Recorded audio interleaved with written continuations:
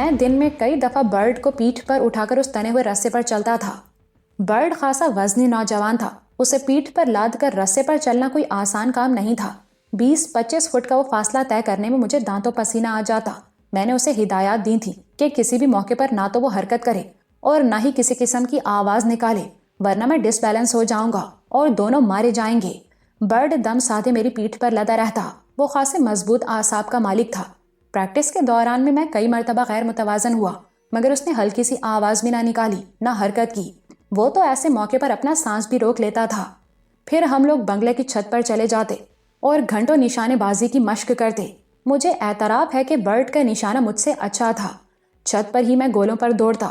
اس موقع پر اکثر رضوانہ بھی موجود ہوتی۔ وہ لوگ مجھے گولوں پر دوڑتے دیکھ کر بہت حیران ہوتے۔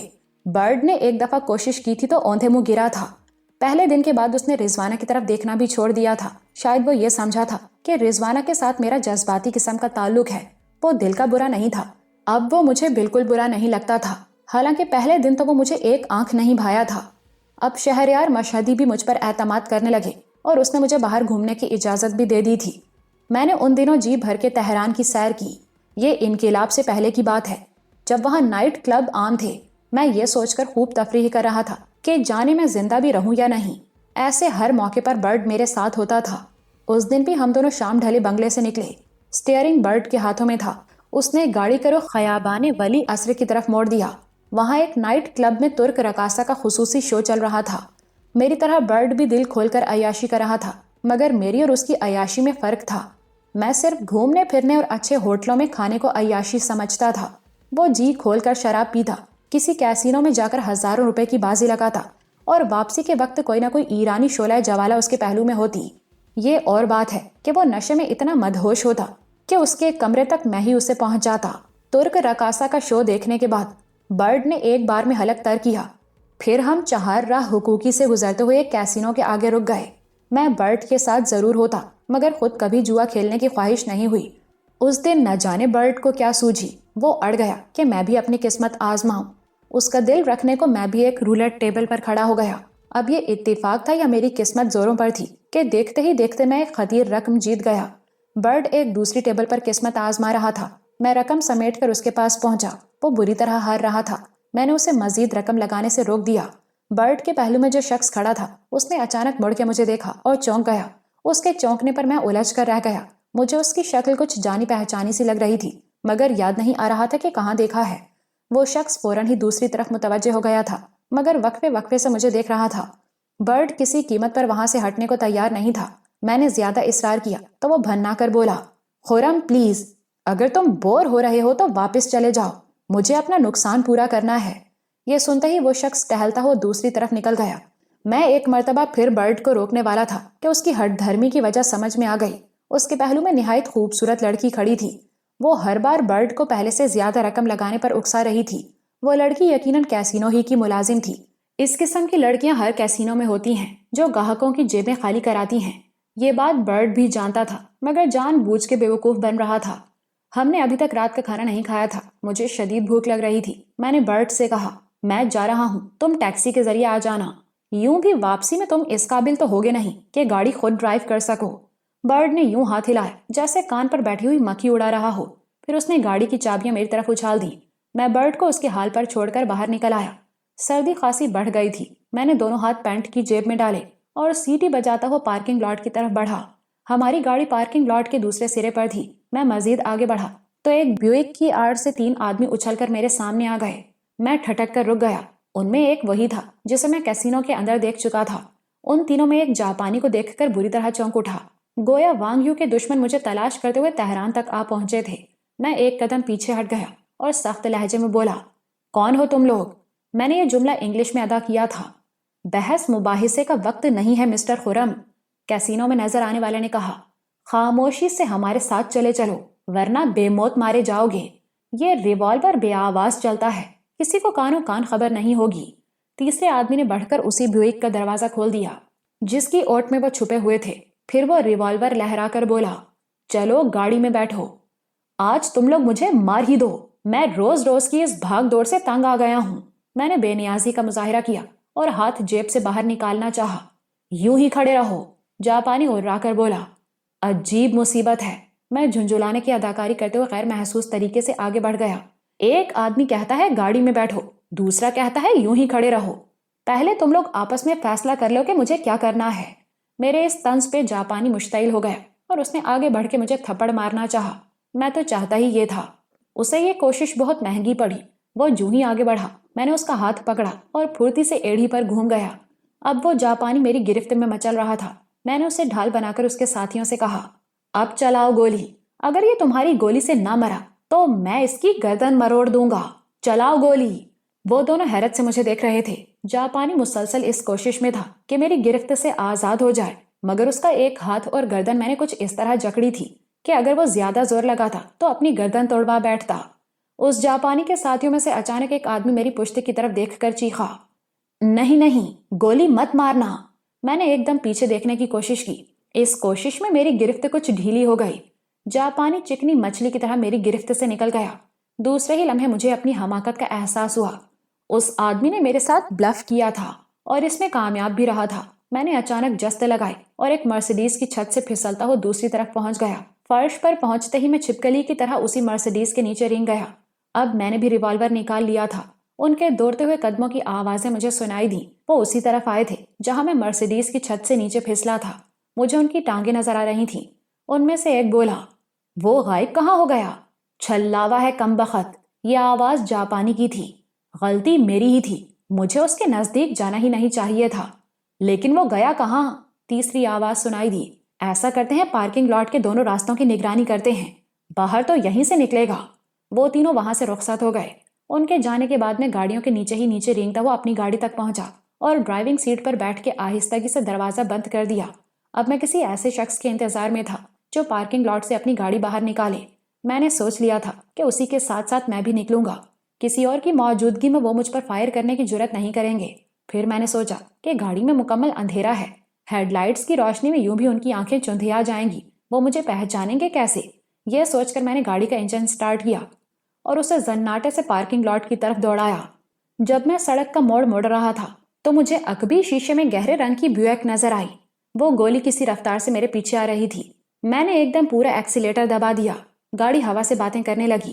میں نے چہار راہ حقوقی کا ایک چکر لگایا اور وہاں سے تخت جمشید کی طرف مڑ گیا۔ بیوک مسلسل میرے پیچھے لگی ہوئی تھی۔ آگے ایک چوراہا تھا اور پریشانی کی بات یہ تھی سگنل کی لائٹ سرخ تھی۔ میں سگنل بھی توڑ دیتا مگر آگے کئی گاڑیاں کھڑی تھیں، اس لیے مجبوراً مجھے رکنا پڑا۔ بیوک بھی میرے عین پیچھے آ کر رکی۔ پھر دو ہلکے سے دھماکے ہوئے اور میری گاڑی کے دونوں پچھلے ٹائر زمین سے لگ گئے۔ ان لوگوں نے فائر کر کے ٹائر ناکارہ کر دیے تھے۔ میں نے زیر لب انہیں گالی دی اور آؤ دیکھا نہ تاؤ پھرتی سے دروازہ کھول کے باہر نکلا اور آگے کھڑی ہوئی ایک سیڈان میں سوار ہو گیا۔ ڈرائیور نے چونک کر مجھے دیکھا تو میں نے سخت لہجے میں کہا، خاموشی سے چلتے رہو۔ میں نے یہ جملہ انگریزی میں ادا کیا تھا۔ وہ میری بات سمجھا یا نہیں مگر ریوالور دیکھ کر یہ ضرور سمجھ گیا کہ اس کی جان خطرے میں ہے۔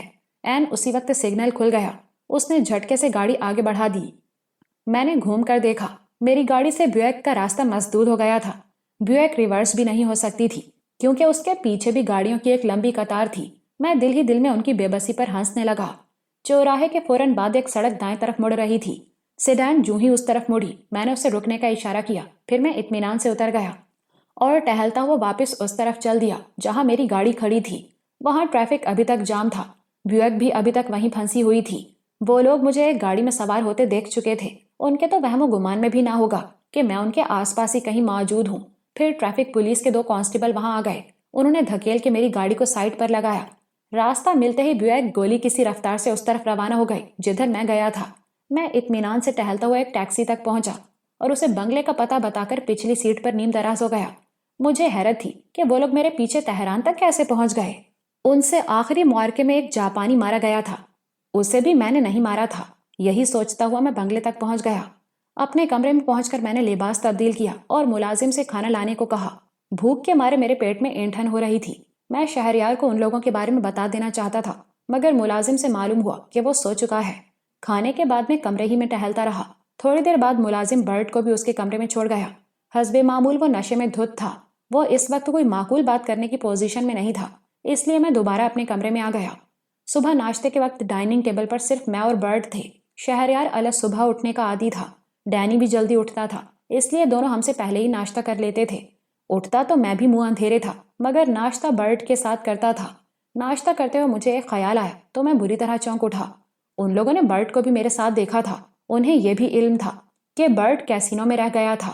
اگر انہوں نے ذہانت سے کام لیا ہوگا تو واپس جا کر برٹ کے نکلنے کا انتظار کیا ہوگا اور اس کا تعاقب کرتے ہوئے اطمینان سے یہ جگہ دیکھ گئے ہوں گے۔ برٹ سے تو کچھ پوچھنا ہی فضول تھا۔ تعاقب کا علم ہونا تو دور کی بات ہے، اسے تو یہ بھی معلوم نہیں ہوگا کہ وہ اپنے کمرے تک کیسے پہنچا۔ شہریار صبح کہیں نکل گیا تھا، اس لیے اس سے بھی بات نہ ہو سکی تھی۔ میں جانتا تھا کہ اب وہ لوگ پوری تیاری سے بنگلے پر دھاوا بولیں گے اور شہریار کے سارے انتظامات دھرے رہ جائیں گے۔ پھر میرے ذہن میں ایک خیال بجلی کی سی تیزی سے آیا، کیوں نہ میں ان لوگوں سے ایک سودا کر لوں، ان سے کہوں کہ میں دستاویزات اور مائکرو فلمیں تمہارے حوالے کر دوں گا، مگر اس کے بدلے مجھے شہلا چاہیے۔ ان لوگوں کے پاس شہریار سے کہیں زیادہ وسائل بھی تھے اور قوت بھی۔ یہ سودا ان کے لیے بہت سستا تھا۔ 2 بین الاقوامی تنظیمیں تھیں اور شہلا کا حصول ان کے لیے کوئی مسئلہ ہی نہیں تھا۔ میں نے بہت دیر تک اس خیال پر غور کیا، آخر اس پر عمل کرنے کا فیصلہ کر لیا۔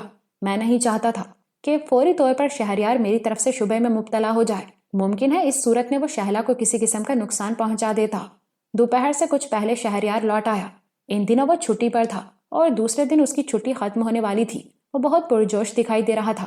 آتے ہی بولا، میں نے سارے انتظامات مکمل کر لیے ہیں، کل میں کم جا کر ڈیوٹی جوائن کروں گا۔ پرسوں کا دن میں نے آپریشن کے لیے مقرر کیا ہے۔ ٹھیک ہے، میں نے جواب دیا، مگر چھوٹی سی ایک پریشانی ہے۔ کیسی پریشانی؟ شہریار کی پیشانی پر بل پڑ گئے۔ وانگ یو کی موت کے بعد کچھ لوگ میرے پیچھے پڑ گئے تھے۔ ان کا خیال ہے کہ میں جانتا ہوں۔ انہیں شبہ ہے کہ وانگ یو کی دستاویزات اور مائکرو فلمیں تمہارے پاس ہیں۔ انہیں شبہ نہیں بلکہ یقین ہے، لیکن حقیقت میں ایسا نہیں ہے۔ اس بات کا یہ کون سا موقع ہے؟ شہریار جھنجھلا گیا۔ وہ لوگ میرا پیچھا کرتے ہوئے تہران پہنچ گئے ہیں۔ کل انہوں نے مجھے اغوا کرنے کی کوشش کی۔ اس کوشش میں انہوں نے میری گاڑی پر فائرنگ بھی کی تھی۔ گاڑی کے 2 ٹائر ناکارہ ہو گئے، مگر میں کسی نہ کسی طرح بچ نکلنے میں کامیاب ہو گیا۔ اچھا، تو یہ معاملہ ہے، وہ پرخیال انداز میں بولا۔ گاڑی مجھے مل چکی ہے۔ میں خواہ مخواہ تمہاری اور برٹ کی طرف سے بدگمان ہو رہا تھا کہ تم لوگوں نے اس واقعے کی اطلاع مجھے کیوں نہیں دی۔ برٹ تو خیر اس وقت میرے ساتھ نہیں تھا، اسے میں نے کیسینو میں چھوڑ دیا تھا۔ مجھے صبح سے اب موقع ملا ہے تم سے بات کرنے کا۔ ٹھیک ہے، تم فکر مت کرو، وہ لوگ ایران میں تمہارا بال بھی بیکا نہیں کر سکتے۔ میں ان سب کو چیونٹی کی طرح مسل دوں گا۔ ان کی موت ہی شاید انہیں ایران لائی ہے۔ پھر میں اور برٹ حسب معمول رستے پہ چلنے کے لیے لان میں چلے گئے۔ رستے پہ چلتے ہوئے بھی میں انہی لوگوں کے بارے میں سوچ رہا تھا، اس لیے 2 دفعہ گرتے گرتے بچا۔ پھر نشانے بازی اور دوسری مشقوں میں شام ہو گئی۔ ہم لوگ حسب معمول باہر جانے لگے تو شہریار نے احتیاط کے طور پر دوسری گاڑی میں مسلح محافظ بھی ساتھ کر دیے۔ میں نے گزشتہ رات کا واقعہ برٹ کو بھی بتا دیا تھا، اس لیے وہ بھی چوکنا تھا۔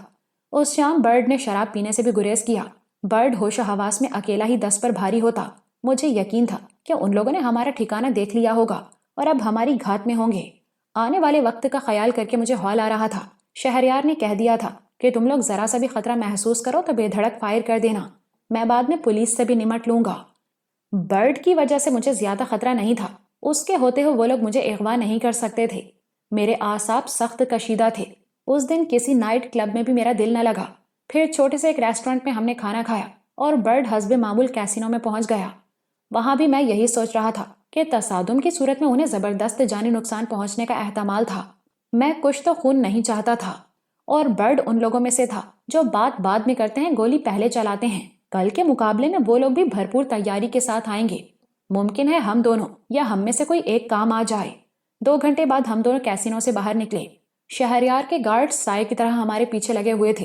میں برٹ کے ساتھ پارکنگ لاٹ میں پہنچا تو ہر دم مجھے یہی دھڑکا لگا رہا کہ ابھی کسی گاڑی کی اوٹ سے وہ لوگ اچانک ہمارے سامنے آ جائیں گے، مگر کچھ بھی نہ ہوا۔ آج ہم لوگوں کے استعمال میں کراؤن تھی۔ برٹ نے یوں ہی بلا مقصد گاڑی کو مختلف سڑکوں پر دوڑایا، مگر کوئی بھی گاڑی ہمارے تعاقب میں نہ تھی۔ تھک ہار کے اس نے بنگلے کا رخ کر لیا۔ بنگلے سے 1 بلاک پہلے چوراہے پر کسی الیکٹرک کمپنی کا ایک منی ٹرک سامنے آ گیا، جس سے ہمارا راستہ مسدود ہو گیا۔ برٹ نے منی ٹرک کے ڈرائیور کو بآواز بلند گالیاں دی، مگر ٹرک ٹس سے مس نہ ہوا۔ برٹ بھنا کے نیچے اترا۔ میں بھی دروازہ کھول کر نیچے اترنے والا تھا کہ ایک ہولڈنگ کی اوٹ سے 4 آدمی اچھل کر سامنے آ گئے۔ اس سے پہلے کہ وہ کچھ سمجھتے، برٹ نے سیکنڈ کے 1000ویں حصے میں بغلی ہولسٹر سے ریوالور نکالا اور 2 فائر اتنی پھرتی سے کیے کہ میں حیرت زدہ رہ گیا۔ 2 آدمی لڑکھڑا کر ڈھیر ہو گئے۔ تیسرا بوکھلاہٹ میں ادھر بھاگ آیا جہاں ہمارے گارڈز کی گاڑی موجود تھی۔ مشین گن کے ایک برسٹ نے اسے بھی زندگی کی قید سے آزاد کر دیا۔ चौथा आदमी वही कल वाला जापानी था। उसकी मैंने सिर्फ एक झलक देखी थी, फिर वो छल्लावे की तरह न जाने कहाँ गायब हो गया। फायरिंग की आवाज दूर दूर तक सुनी गई होगी, बर्ड ने कहा, इसलिए फौरन यहाँ से चल देना चाहिए। हम फुर्ती से अपनी गाड़ी में बैठे और फौरन ही बंगले पर पहुंच गए।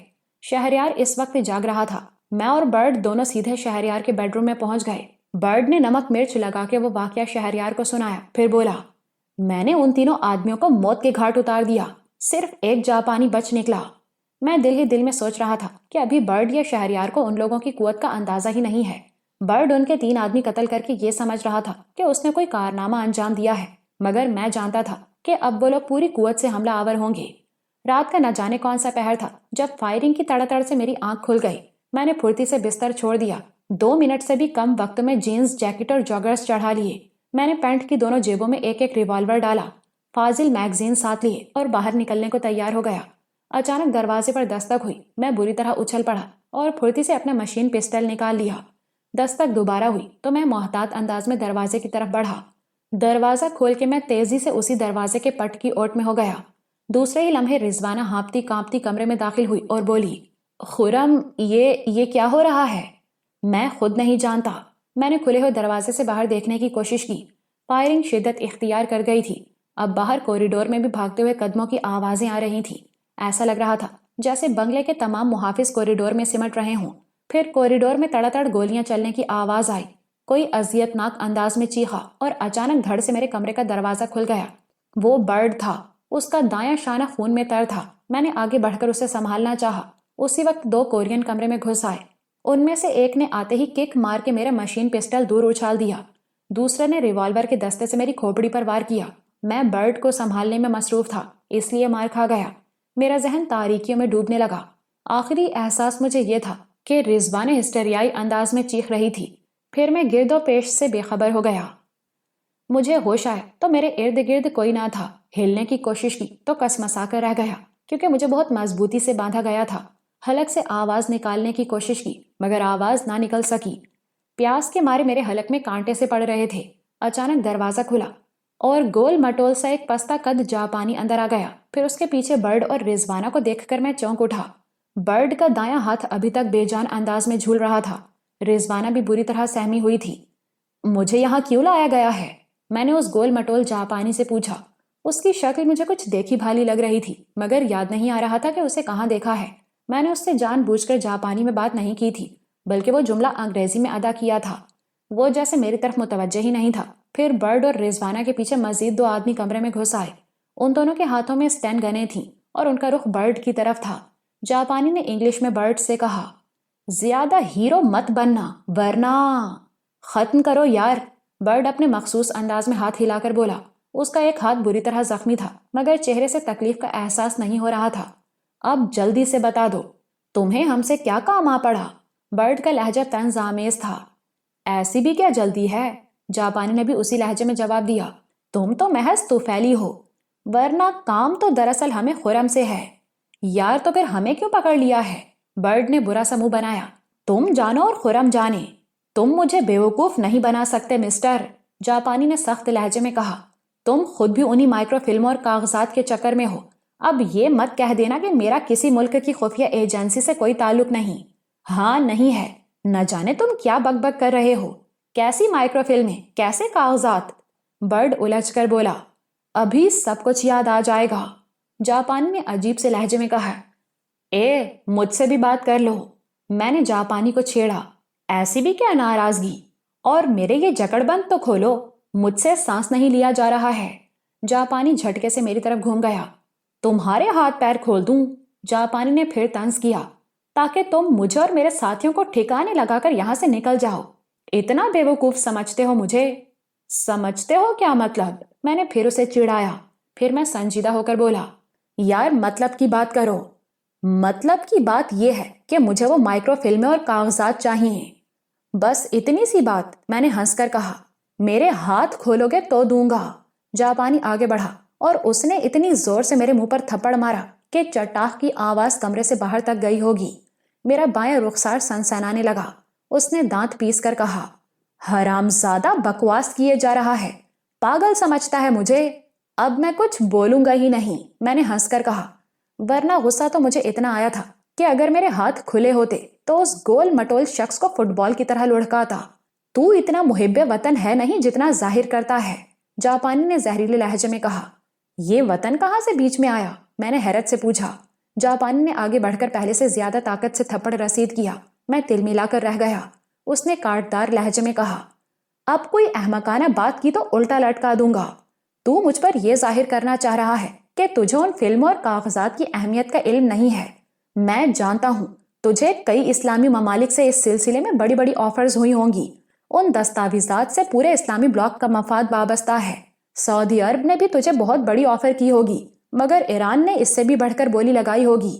تیری یہاں موجودگی ہی اس کا ثبوت ہے۔ تم نے ابھی تک یہ نہیں بتایا کہ تمہیں کیا دلچسپی ہے۔ کیا تمہیں بھی کسی اسلامی ملک نے بھیجا ہے؟ مجھے صرف پیسے سے دلچسپی ہے، جاپانی نے ہنس کر کہا۔ گڈ، میں نے خوشی کا مظاہرہ کیا۔ ہم دونوں میں یہ قدر مشترک ہے۔ مجھے پہلے ہی اندازہ تھا کہ تمہاری ایران میں موجودگی بلا مقصد نہیں ہو سکتی۔ پھر وہ میرے کان کے پاس منہ لا کر دھیمے لہجے میں بولا، شاہ کی آفر کیا ہے؟ ممکن ہے میں تمہیں اس سے زیادہ دلا دوں۔ اس کی بات سن کر میں بے اختیار ہنسنے لگا اور یوں ظاہر کیا جیسے اس نے کوئی انتہائی احمقانہ بات کر دی ہو۔ برڈ اور رضوانہ بھی حیرت سے ہم دونوں کو دیکھ رہے تھے۔ اچانک مجھے خیال آیا کہ ان لوگوں کو یہ گفتگو نہیں سننا چاہیے۔ میں نے سوچا اس جاپانی سے کہہ کر ان دونوں کو باہر بھجوا دوں۔ پھر مجھے جاپانی زبان کا خیال آیا۔ میں اس سے جاپانی زبان میں گفتگو کر سکتا تھا۔ یہ زبان نہ برڈ کے پلے پڑ سکتی تھی نہ رضوانہ کے۔ میں نے جاپانی زبان میں کہا، میں نہیں چاہتا کہ میرے ساتھیوں کو سودے بازی کا علم ہو۔ میں نے انہیں اس سے بہت کم رقم بتائی ہے جتنی شاہ نے مجھے آفر کی ہے۔ جاپانی اچھل پڑا، اوہ، تم میری زبان بھی جانتے ہو؟ بہت اچھی طرح، میں نے ہنس کر جواب دیا۔ پھر اس سے بولا، یار تم بھی عجیب آدمی ہو، اتنی دیر سے باتیں کر رہے ہو مگر اپنا نام بھی نہیں بتایا۔ چھوڑو، نام جان کر کیا کرو گے؟ تم مجھے مسٹر ایکس وائی زی کچھ بھی کہہ سکتے ہو۔ گڈ، میں نے خواہ مخواہ دانت نکالے۔ پھر مسٹر آلو کیسا رہے گا؟ خبردار، وہ اردو میں دھاڑا، بھرتا بنا دوں گا اب اگر مذاق کیا۔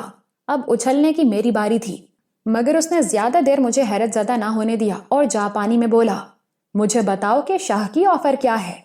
یار اس پوزیشن میں تو قیامت تک نہیں بتاؤں گا۔ ہاں یہ تم سے وعدہ کرتا ہوں کہ جب تک تمہاری طرف سے کوئی زیادتی نہیں ہوگی میں تم پر یا تمہارے کسی آدمی پر ہاتھ نہیں اٹھاؤں گا، اور یہ کسی اچکے کا نہیں بلکہ میرا وعدہ ہے۔ وہ چند لمحے کچھ سوچتا رہا، پھر ایک گن مین سے بولا، اسے کھول دو۔ گن مین نے اسٹین گن شانے سے لٹکائی اور آگے بڑھ کے مجھے کھولنے لگا۔ اسی دوران میں نے اس جاپانی سے کہا کہ میرے ساتھیوں کو یہاں سے کہیں منتقل کر دو تاکہ میں کھل کے گفتگو کر سکوں۔ میرے کہنے پر اس نے دوسرے گن مین سے کہا کہ ان دونوں کو دوسرے کمرے میں لے جاؤ۔ آزاد ہونے کے بعد میں نے چند مخصوص ایکسرسائز کر کے اپنا دوران خون بحال کیا۔ ایک ہی طرح پڑے پڑے جسم سن ہو کر رہ گیا تھا اور کمر بالکل اکڑ گئی تھی۔ چند منٹ بعد میں اس قابل ہو سکا کہ آرام سے کرسی پر بیٹھ جاؤں۔ میں اطمینان سے پیر پھیلا کر بیٹھا اور جاپانی سے کہا، ہاں اب پوچھو کیا پوچھنا ہے؟ میں صرف یہ پوچھ رہا ہوں کہ شاہ کی طرف سے تمہیں ان دستاویزات کی کیا آفر ہوئی ہے؟ یار بتانے میں کوئی حرج نہیں، مگر کہیں تم بے ہوش نہ ہو جاؤ سن کر مسٹر او پازیٹیو۔ اب بتا بھی چکو یار، وہ جھنجھلا گیا۔ شاہ کی طرف سے مجھے 10 کروڑ ڈالر کی پیشکش ہوئی ہے۔ کیا؟ جاپانی مارے حیرت کے کھڑا ہو گیا۔ تم مذاق تو نہیں کر رہے ہو؟ مجھے کیا ضرورت ہے تم جیسے آدمی سے مذاق کرنے کی؟ 10 کروڑ کا نام سن کے ہی جس کے جسم پر کپ کپی طاری ہو جائے۔ Shut up! جاپانی نے مجھے بری طرح جھڑک دیا۔ یہ مت سمجھنا کہ میں تمہارے اس جھوٹ پر اعتبار کر لوں گا۔ میں اپنے ذرائع سے بھی اس کی تصدیق کروں گا۔ تصدیق تو خیر ہو ہی جائے گی، تم یہ بتاؤ کہ اس سے زیادہ دلوا سکو گے مجھے؟ ممکن ہے دلوا ہی دوں، جاپانی نے پرخیال انداز میں کہا، مگر تم اتنی رقم کا کرو گے کیا؟ میں ایک مرتبہ پھر ہنسنے لگا۔ واہ بھائی واہ، ابھی تم کہہ رہے تھے کہ مجھے پیسے سے دلچسپی ہے، اب خود ہی کہہ رہے ہو کہ اتنی رقم کا کیا کرو گے؟ پھر میں سرد لہجے میں بولا، یہ فکر کرنا تمہارا کام نہیں ہے کہ میں اس رقم کا کیا کروں گا، تم یہ بتاؤ کہ یہ سودا منظور ہے یا نہیں؟ اگر منظور نہ ہو تو مجھے جانے دو اور خود بھی آرام کرو۔ سنو مسٹر خرم، جاپانی نے درست لہجے میں کہا، ہم پہلے کوشش کرتے ہیں کہ کام خوش اسلوبی سے ہو جائے۔ اگر تم ہماری اس رعایت سے فائدہ نہیں اٹھاؤ گے تو ہم دوسرا طریقہ آزمائیں گے، اور وہ طریقہ خوشگوار نہیں ہے۔ یہ بھی طے ہے کہ میں تمہیں اتنی بڑی رقم نہیں دلا سکتا۔ اس آفر کی تصدیق ہو یا نہ ہو، ہمیں ہر حال میں وہ دستاویزات چاہیے، اور تم انکار مت کرنا ورنہ ہم چھیننا بھی جانتے ہیں۔ ارے یار، اس قسم کی دھمکیاں سن سن کر میرے کان پک گئے ہیں۔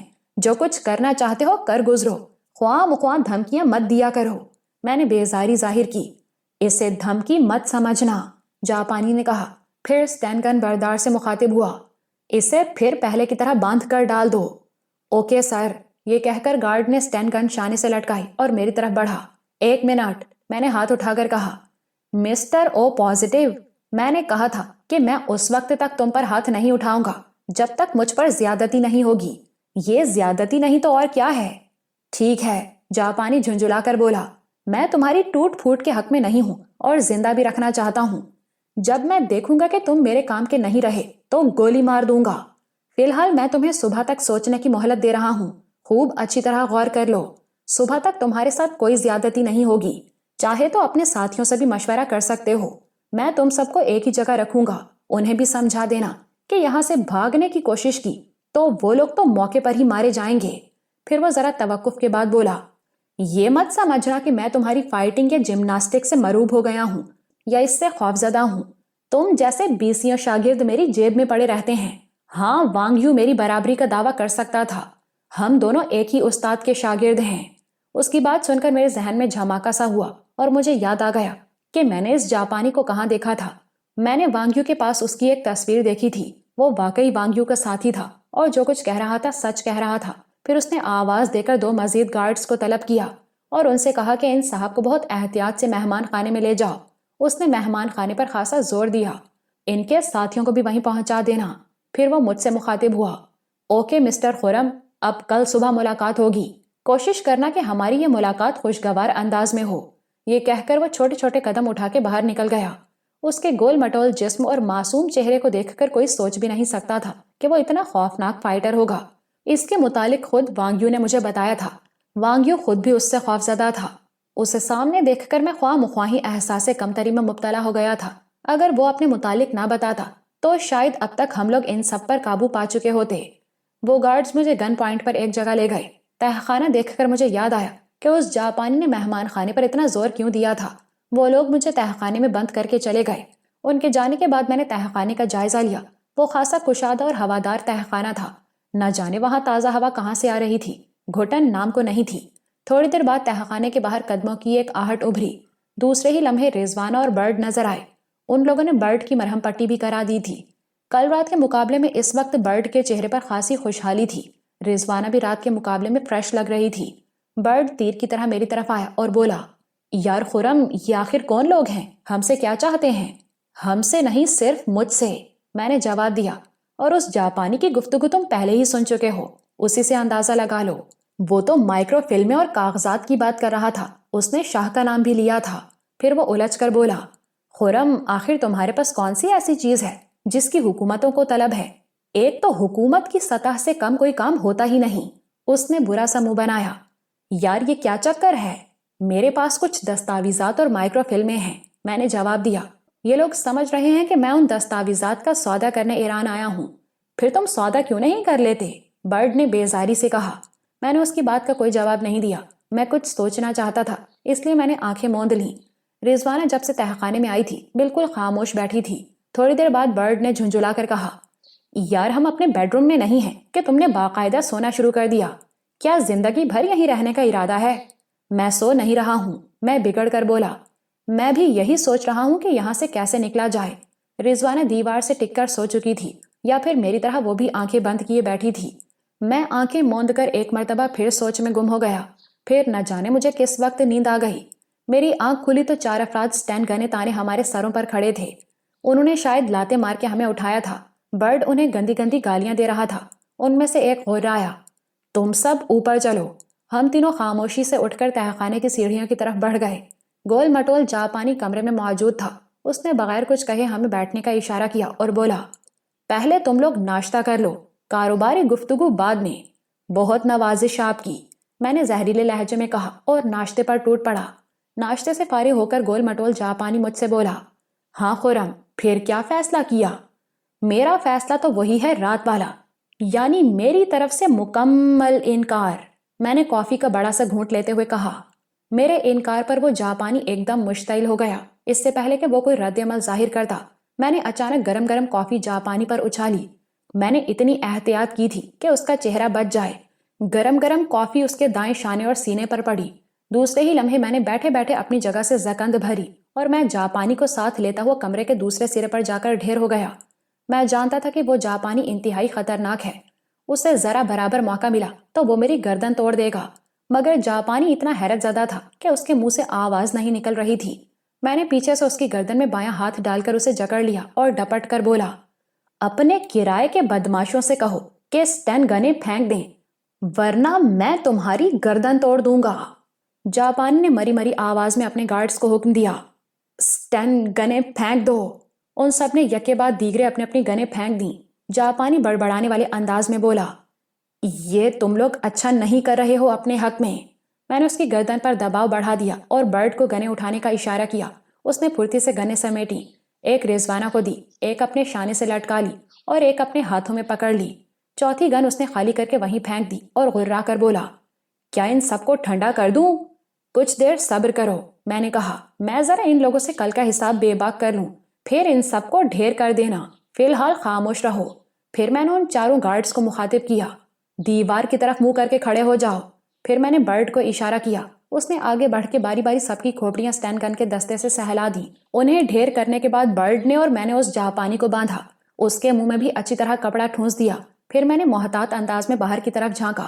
وہ چھوٹی سی ایک عمارت تھی۔ باہر بالکل سناٹا تھا، مگر ممکن تھا اس جاپانی کا کوئی اور ساتھی بھی وہاں موجود ہو۔ پھر مجھے یہ بھی علم نہیں تھا کہ یہ عمارت شہر کے کس حصے میں ہے۔ بہرحال یہاں سے باہر تو نکلنا ہی تھا۔ میں نے برڈ کو پوری طرح ہوشیار رہنے کی تاکید کی اور دروازہ کھول کر دبے پاؤں باہر نکل گیا۔ باہر ایک طویل کوریڈور تھا جس میں آمنے سامنے تین کمرے تھے۔ جس کمرے میں ہم لوگ تھے وہ درمیانی کمرہ تھا۔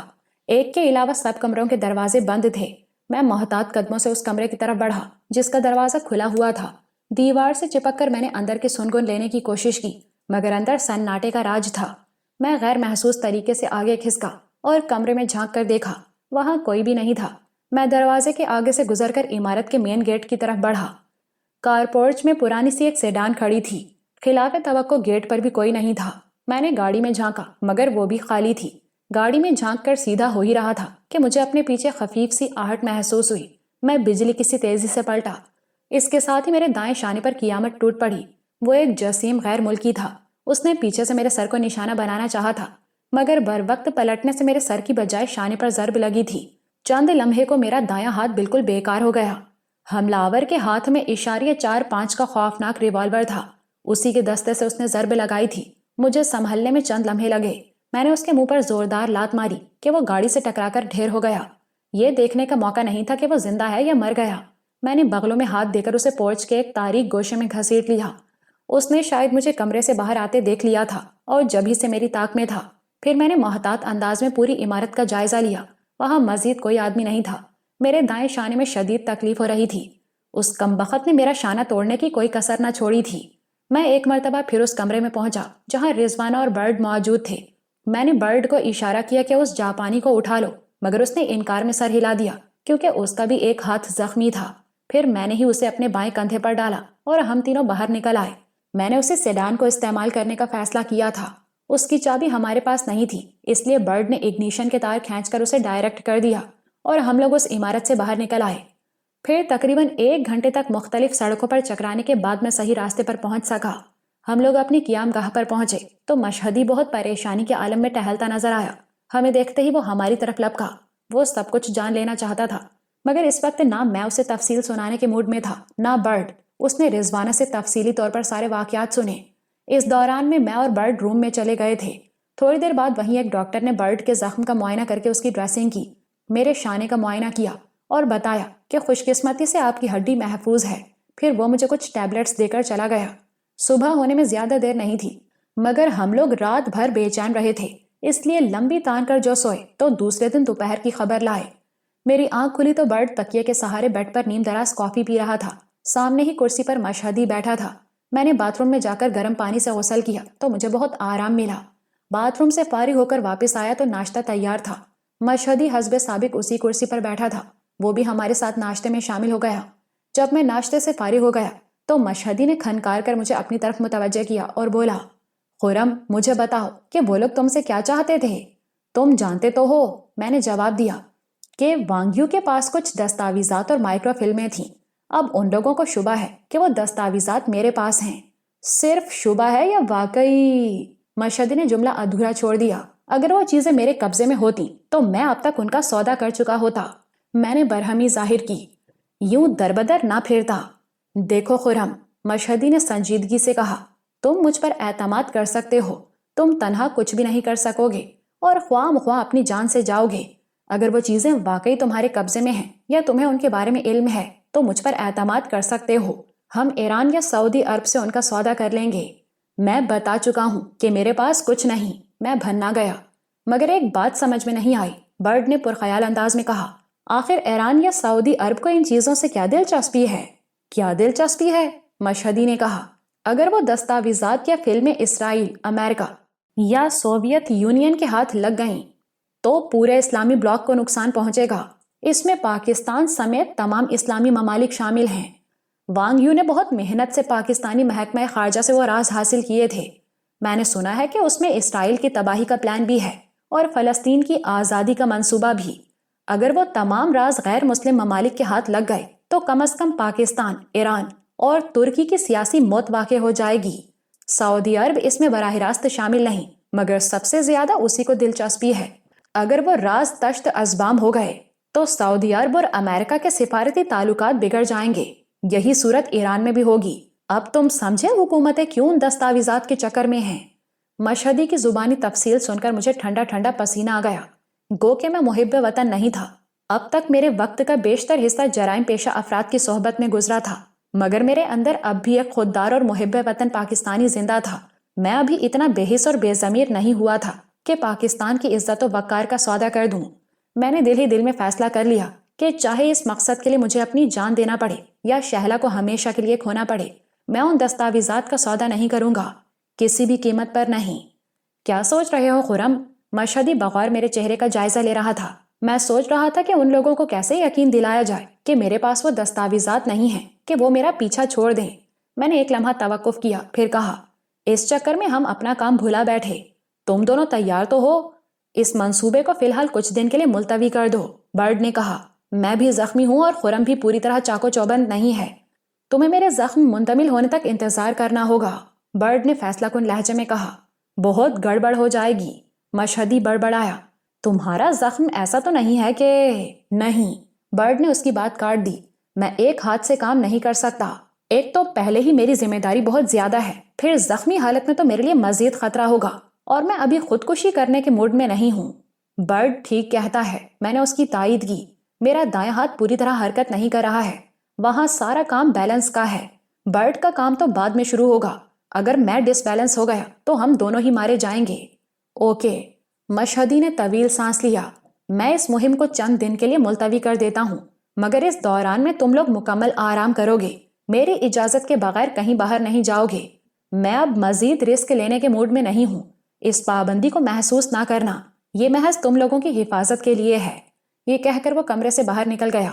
برڈ نے برا سا منہ بنایا اور بولا، یہ اسی حالت میں ہم سے کام لینا چاہتا ہے۔ ہمارے مرنے جینے سے اسے کوئی سروکار نہیں۔ ہم یہ کام پیسے لے کر رہے ہیں نا؟ میں نے جان بوجھ کر ہم کا لفظ استعمال کیا، اور وہ پیسہ دے رہا ہے۔ بس ہمارا اور اس کا یہی تعلق ہے، پیسے کا تعلق۔ ہم نہیں ہوں گے تو وہ یہی کام کسی اور سے لے لے گا۔ یہ بات ہم بھی جانتے ہیں اور مشہدی بھی۔ اس میں اتنا جذباتی ہونے کی کیا ضرورت ہے؟ برڈ نے میری بات کو کوئی جواب نہ دیا، بس خاموشی سے کچھ سوچتا رہا۔ میں بھی بیڈ پر نیم دراز ہو گیا۔ میرے شانے میں ابھی تک درد تھا اور رہ رہ کے اس میں ٹیسیں اٹھتی تھیں۔ نہ جانے اس مردود نے کتنی قوت سے وار کیا تھا۔ اگر میں بر وقت نہ پلٹتا تو میری کھوپڑی پاش پاش ہو جاتی۔ ہم دونوں کچھ دیر تک یوں ہی بے مقصد گفتگو کرتے رہے، پھر برڈ نے تجویز پیش کی کہ وقت گزاری کے لیے تاشی کھیل لیں۔ اس نے خود ہی کہا کہ رضوانہ کو بھی بلا لو۔ تھوڑی دیر بعد رضوانہ بھی آ گئی۔ شام تک ہم تینوں تاش کھیلتے رہے۔ درمیان میں ہم لنچ کے لیے اٹھے تھے، پھر تاش کھیلنے بیٹھ گئے۔ سارا دن یوں ہی بے مقصد گزار کے رات کو میں سونے کے لیے لیٹ گیا۔ دوسری صبح پھر وہی معمولات رہے۔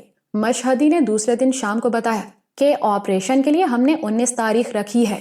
اس دن 15 تاریخ تھی، یعنی ہمارے پاس 4 دن تھے۔ اگلے دن ہم نے دوبارہ پریکٹس شروع کر دی۔ میرے شانے کا درد بھی برائے نام تھا اور برڈ کا زخم بھی تیزی سے منتمل ہو رہا تھا۔ وہ بھی پوری طرح چاقو چوبند تھا۔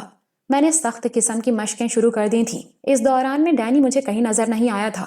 رات کو ہم نے ایک مرتبہ پھر آپریشن پر تفصیلی بحث کی اور ہر طرح سے مطمئن ہو کر تیاریوں میں لگ گئے۔ دوسرا دن خاصا ہنگامہ خیز تھا۔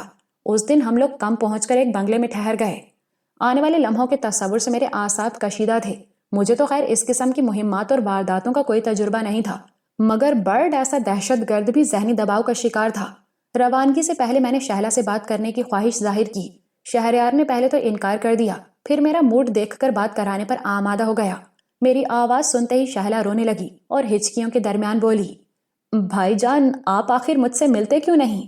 میں آپ کے پاس آ جاتی، مگر اس کمرے تک محدود ہو کر رہ گئی ہوں۔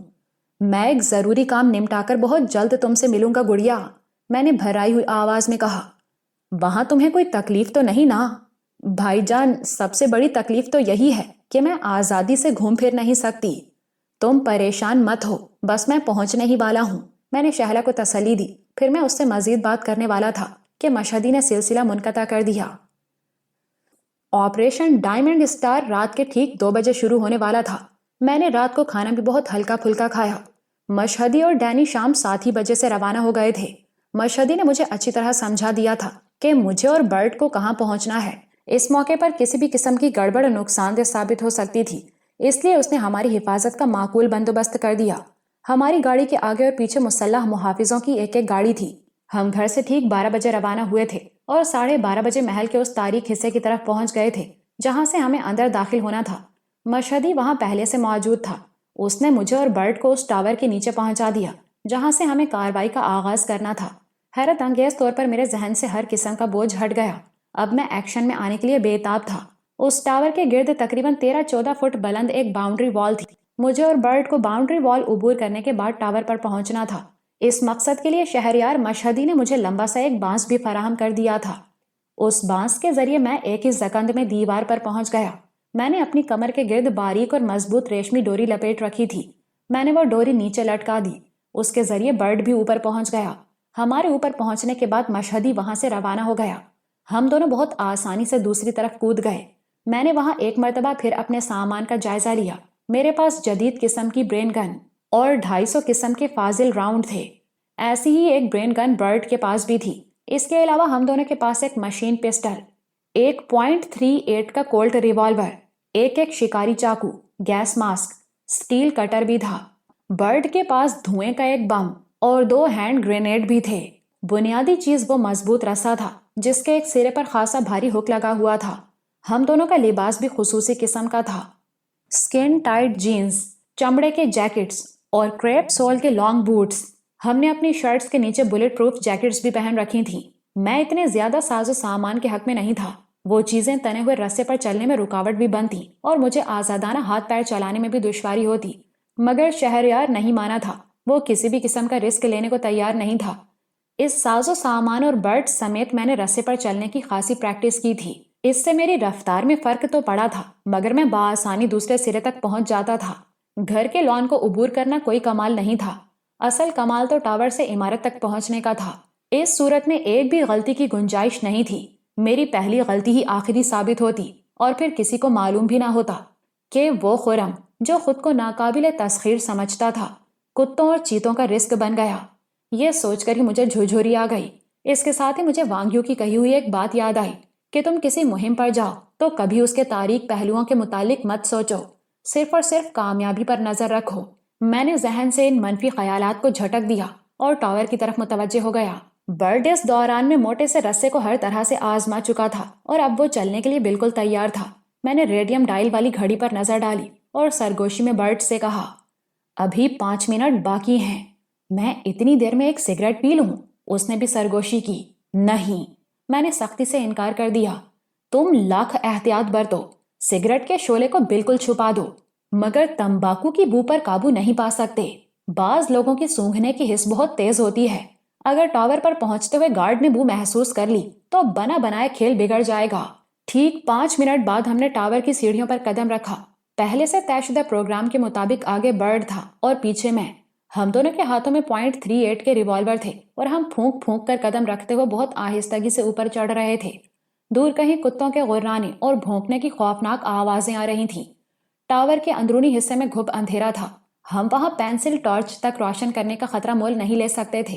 میری آنکھیں اندھیرے سے مانوس ہو گئی تھیں۔ مجھے برڈ کا دھندلا دھندلا ہیولا نظر آ رہا تھا۔ حرکات و سکنات سے وہ مجھے چیتے کی طرح چاقو چوبند اور محتاط لگ رہا تھا۔ جن لوگوں نے برڈ کو صرف نشے کی حالت میں دیکھا تھا وہ یقین ہی نہیں کر سکتے تھے کہ برڈ اتنا چاقو چوبند ہو سکتا ہے۔ ایک ایک کر کے ہم ٹاور کی ساری سیڑھیاں چڑھ گئے۔ اب صرف چند سیڑھیاں باقی رہ گئی تھیں۔ ٹاور کے بالائی حصے کی طرف سے بھاری بوٹوں کی دھمک سنائی دے رہی تھی۔ گارڈ شاید ٹہل رہا تھا۔ ہم دونوں بالکل دیوار سے چپک گئے اور اپنا سانس تک روک لیا۔ تھوڑی دیر بعد جوتوں کی دھمک معدوم ہو گئی۔ گارڈ شاید اپنی جگہ پر بیٹھ چکا تھا۔ ہمارے پاس ابھی 2 منٹ تھے۔ گھڑی دیکھ کر میں نے 1 منٹ تک انتظار کیا، پھر برڈ کو آگے بڑھنے کا اشارہ کیا۔ برڈ نے بہت غیر محسوس طریقے پر 1 انچ سرک کر اپنی گردن تھوڑی سی اونچی کی۔ اسی وقت گارڈ اپنی بھونڈی آواز میں خانم گوگوش کا گایا ہوا ایک مقبول گیت سنانے لگا۔ برڈ کے پیچھے میں سرکتا ہوا 2 سیڑھیاں اوپر چڑھ گیا۔ اچانک گارڈ نے ہمیں دیکھ لیا۔ برڈ پیچھے کھسک گیا۔ گارڈ نے بلند آواز میں کچھ کہا، پھر شانے پر لگی ہوئی رائفل اتارنے لگا۔ اسی وقت برڈ کتے کی طرح بھونکنے لگا۔ گارڈ حیرت زدہ ہو کر چند قدم آگے آ گیا۔ شاید وہ کتے کی آواز سن کر حیران ہوا تھا، پھر وہ مزید آگے آنے کی بجائے وہیں پر رک گیا۔ اس نے ایک ہاتھ میں رائفل تھامی اور دوسرے ہاتھ سے ایک طرف رکھا ہوا واکی ٹاکی اٹھا لیا۔ اب انتظار کا وقت نہیں تھا۔ میں نے وہیں سے چھلانگ لگائی اور گارڈ کو لیتا ہوا دور تک لڑھکتا چلا گیا۔ چھلانگ لگاتے وقت میں نے ایک ہاتھ اس کی رائفل پر مارا تھا اور دوسرا واکی ٹاکی پر۔ وہ دونوں چیزیں اس کے ہاتھوں سے نکل کر اندھیرے میں نہ جانے کہاں جا گری تھیں۔ پھر میں نے پلٹ کر بائیں ہاتھ سے اس کا منہ دبا دیا۔ دائیں ہاتھ سے میں نے اس کی گردن جکڑ لی تھی۔ وہ بری طرح مچلنے لگا۔ خاصا طاقتور آدمی تھا اور میری گرفت سے نکلنے کے لیے پوری قوت لگا رہا تھا۔ میں اسے بے ہوش کرنا چاہتا تھا۔